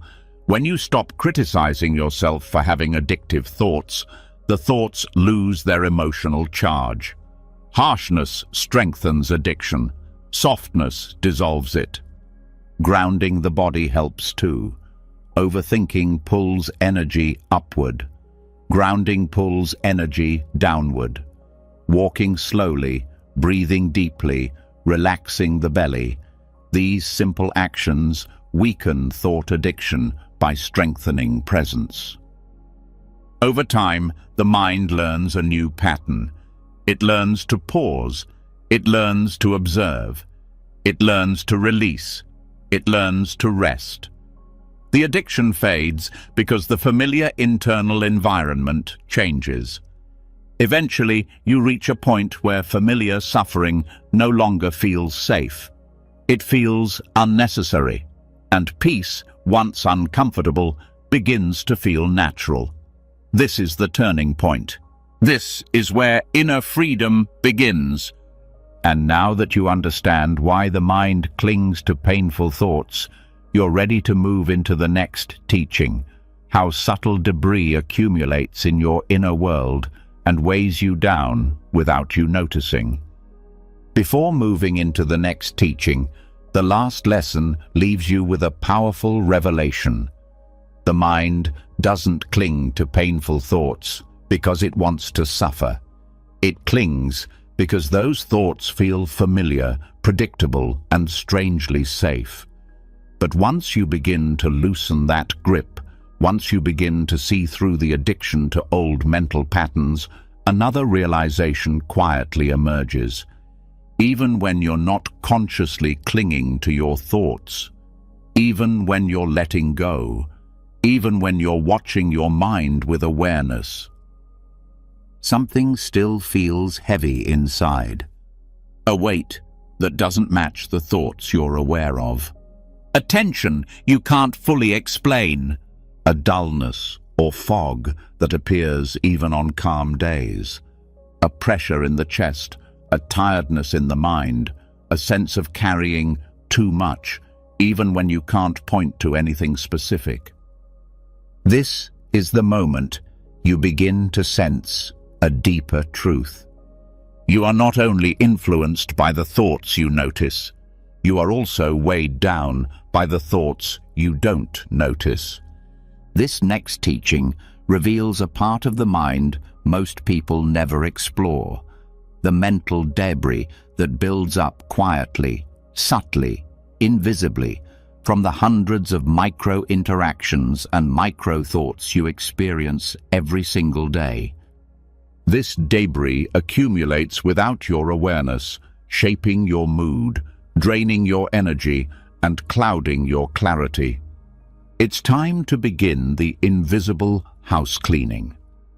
What follows is an extensive exploration of the subtle residues that collect inside the mind and how they silently affect your inner world. Mental debris is the accumulation of tiny impressions left behind by thoughts, interactions, emotions, and external stimuli. These impressions are so small that you don't recognize them individually, but over time they pile up, creating a sense of heaviness, tension, or mental clutter that you can't explain logically. Every day, you encounter hundreds of small moments that leave faint marks on your mind.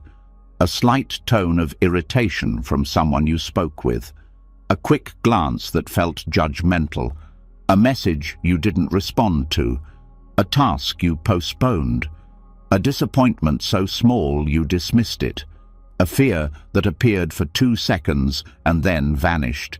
Each one seems insignificant on its own, but each one leaves residue. The mind does not forget these small impressions. It stores them, not as full thoughts, but as subtle sensations, fragments, emotional imprints, or tiny impulses that linger below conscious awareness. Over time, these traces accumulate and affect your emotional and energetic state. Mental debris is often felt, not thought. You feel it as heaviness, as tension, as a vague sense of unease. You feel it as tiredness when your day wasn't physically demanding. You feel it as irritation with no clear cause. You feel it as a foggy mind, as emotional sensitivity, or as an inability to concentrate. One of the reasons mental debris builds up is because the mind constantly processes information without fully completing emotional cycles. A micro-disappointment that you brush aside does not vanish. It lingers as emotional residue. A micro-conflict you suppress stays in the background. A moment of self-doubt you ignore remains as a faint imprint. These incomplete emotional moments accumulate. Another source of mental debris is the mind's tendency to absorb subtle external energy. Human interactions are exchanges of emotion, tone, and attention. Even brief encounters can leave small marks. A conversation overheard, a social media comment, a headline, a single facial expression. The mind absorbs these impressions unconsciously, especially if your awareness is not grounded. Modern life intensifies this. The mind is exposed to more information in one day than ancient humans encountered in months. Each piece of information leaves residue: news stories, notifications, opinions, advertisements, comparisons. All of these create tiny internal reactions.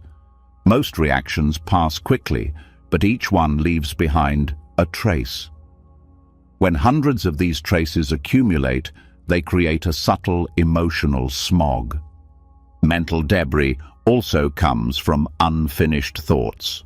When your mind starts thinking about something but doesn't complete the thought, it leaves behind a sense of incompleteness.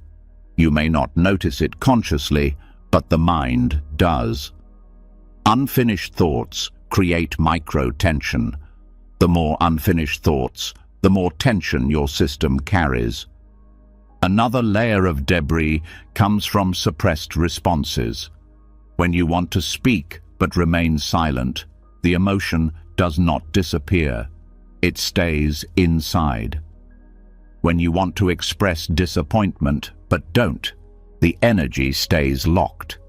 When you feel hurt, but act like everything is fine, the hurt sinks into the subconscious. Suppressed emotions solidify into subtle residues that don't dissolve on their own. Regret is another contributor. Small regrets, the ones you dismiss, accumulate slowly. You barely think about them, but they remain as echoes. Over time, they combine, forming a background hum of emotional weight. Unconscious comparison also leaves residue.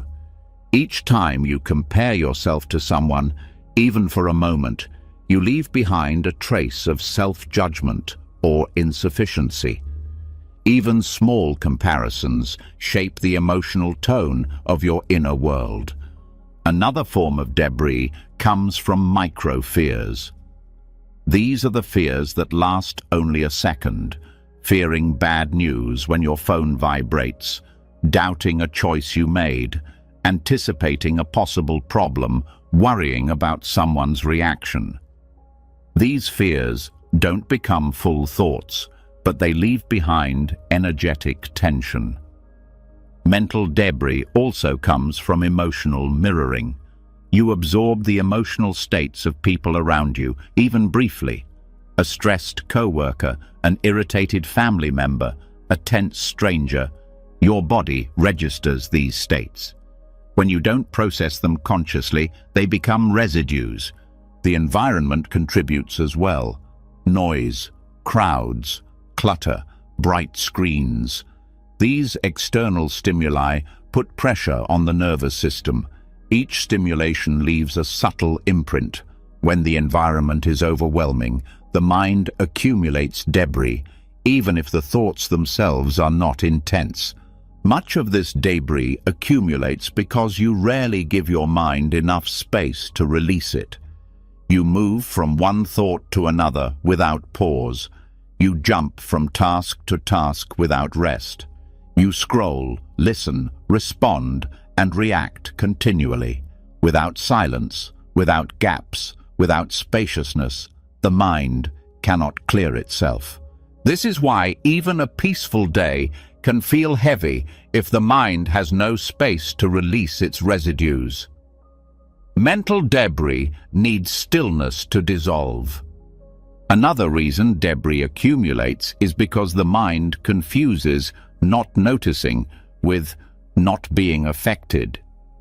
Just because you don't consciously register an emotion does not mean your body didn't react. The body reacts faster than the mind. Emotional residue often enters the body before the mind has time to label it. Mental debris also forms from internal pressure, pressure to perform, to respond, to meet expectations, to fulfill obligations. Even small pressures add up. Pressure creates internal contraction. Contraction becomes residue. Another layer comes from emotional leftovers. When an emotional wave rises and you don't ride it fully, a portion of the emotion stays behind. This leftover emotion hides beneath your awareness and joins the debris. Subtle resistance to life also accumulates. Each time you inwardly resist something, a delay, a comment, a minor inconvenience, a small contraction forms. One contraction is harmless, but dozens each day create heaviness. This is another form of debris. Mental debris also forms from thoughts that are not aligned with your values. When you act or speak in ways that conflict with your deeper self, the dissonance leaves residue. Even if the conflict is small, the emotional impact stays. The accumulation of debris influences mood dramatically. When debris builds up, your mood becomes unpredictable. You become reactive to things that wouldn't normally bother you. Small inconveniences feel heavy. Neutral moments feel irritating. You sense something is off, but you can't identify why. It also influences decision-making. When the mind is cluttered, clarity becomes difficult. You hesitate more, you doubt more, you overthink small choices. The debris clouds your intuition. Relationships are affected as well. When your inner space is crowded with residues, you have less emotional availability. You listen with half your attention. You respond with less patience. You feel drained before the conversation even begins.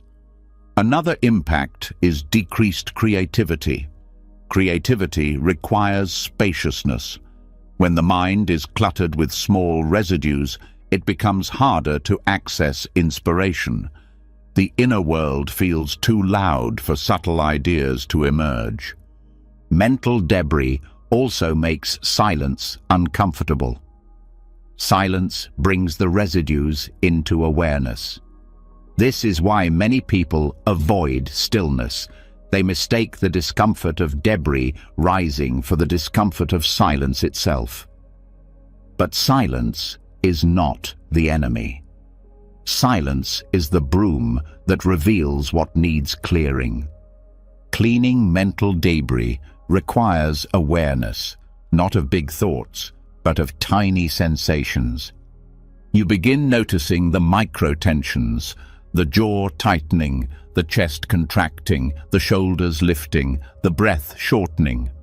These are signs that residue is present. One effective method of clearing debris is micro-relaxation. The moment you notice tension, you soften. You let the breath deepen. You allow the shoulders to drop. This small release cleans tiny pieces of debris each time. Another method is emotional acknowledgement. When a small emotion arises, acknowledge it without dismissing it. A 2-second acknowledgement prevents residue from forming. There is irritation. There is sadness. There is pressure. Naming it releases it. Pausing helps too. When you create brief moments of stillness throughout the day, you give your mind time to digest its experiences. Even a 5-second pause helps dissolve residue that would otherwise accumulate. Grounding practices also clear debris. Feeling your feet, focusing on your breath, relaxing your belly. These anchor you in the present and allow stored impressions to release. Reflection at the end of the day also helps. By spending even 1 minute noticing what left a mark on you, you allow residues to dissolve rather than sink deeper. Another powerful cleanser is compassionate self-talk. When you speak gently to yourself, emotional residue softens. Harshness traps debris. Kindness dissolves it. The most effective cleaning happens when you combine awareness with softness. Awareness identifies the residue. Softness releases it. Harshness adds more residue. Gentleness clears it. Over time, as you practice invisible house cleaning, your inner world becomes lighter. You wake up with more clarity. You feel less weighed down. Your mind becomes quieter without effort. The body feels more open. Emotions become easier to navigate. Reactions become slower and softer. This invisible cleaning reveals something extraordinary. Your clarity was never gone. It was buried under layers of subtle residue. Your peace was never lost. It was covered by micro-impressions. Your vitality was never broken. It was simply suffocating under debris. You've now walked through some of the deepest layers of the mind. How thoughts come, how they linger, how they disguise themselves as truth, how they drain your energy, shape your patterns, hijack your emotions, and whisper their way into your identity. And through each lesson, one truth has become clearer and clearer. Your thoughts were never meant to live inside you. They arrive like visitors, loud ones, quiet ones, old ones, new ones, gentle ones, painful ones. Some knock politely, some break in, some return because you invited them without realizing, some stay because you never asked them to leave. But none of them are you. None of them define your worth. None of them deserve to be permanent. Across these teachings, you learned how to pause, how to watch, how to breathe, how to release, how to clear the residue, how to see habits, how to break loops, and how to reclaim the energy your mind has been draining for years. You discovered that awareness is your doorway, that silence is your strength, that letting go is your power, and that you, not your thoughts, are the one who decides who stays. And now you stand in the truth Buddhism has always tried to show us. You are the home, not the visitors. You are the space, not the stories. You are the sky, not the weather. And the moment you remember this, your mind becomes a place you can finally live in peacefully. If these teachings opened something inside you, if even one line lifted a little weight from your chest, I want to hear from you.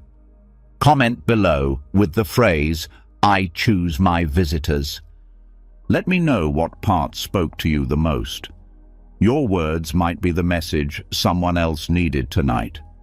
And if you want more videos that slow down your mind, deepen your understanding, and help you master your inner world one step at a time, make sure you subscribe and turn on notifications. There is so much more wisdom on the way, and I don't want you to miss a single moment. Until next time, take a breath, let your thoughts pass through, and keep your inner home yours.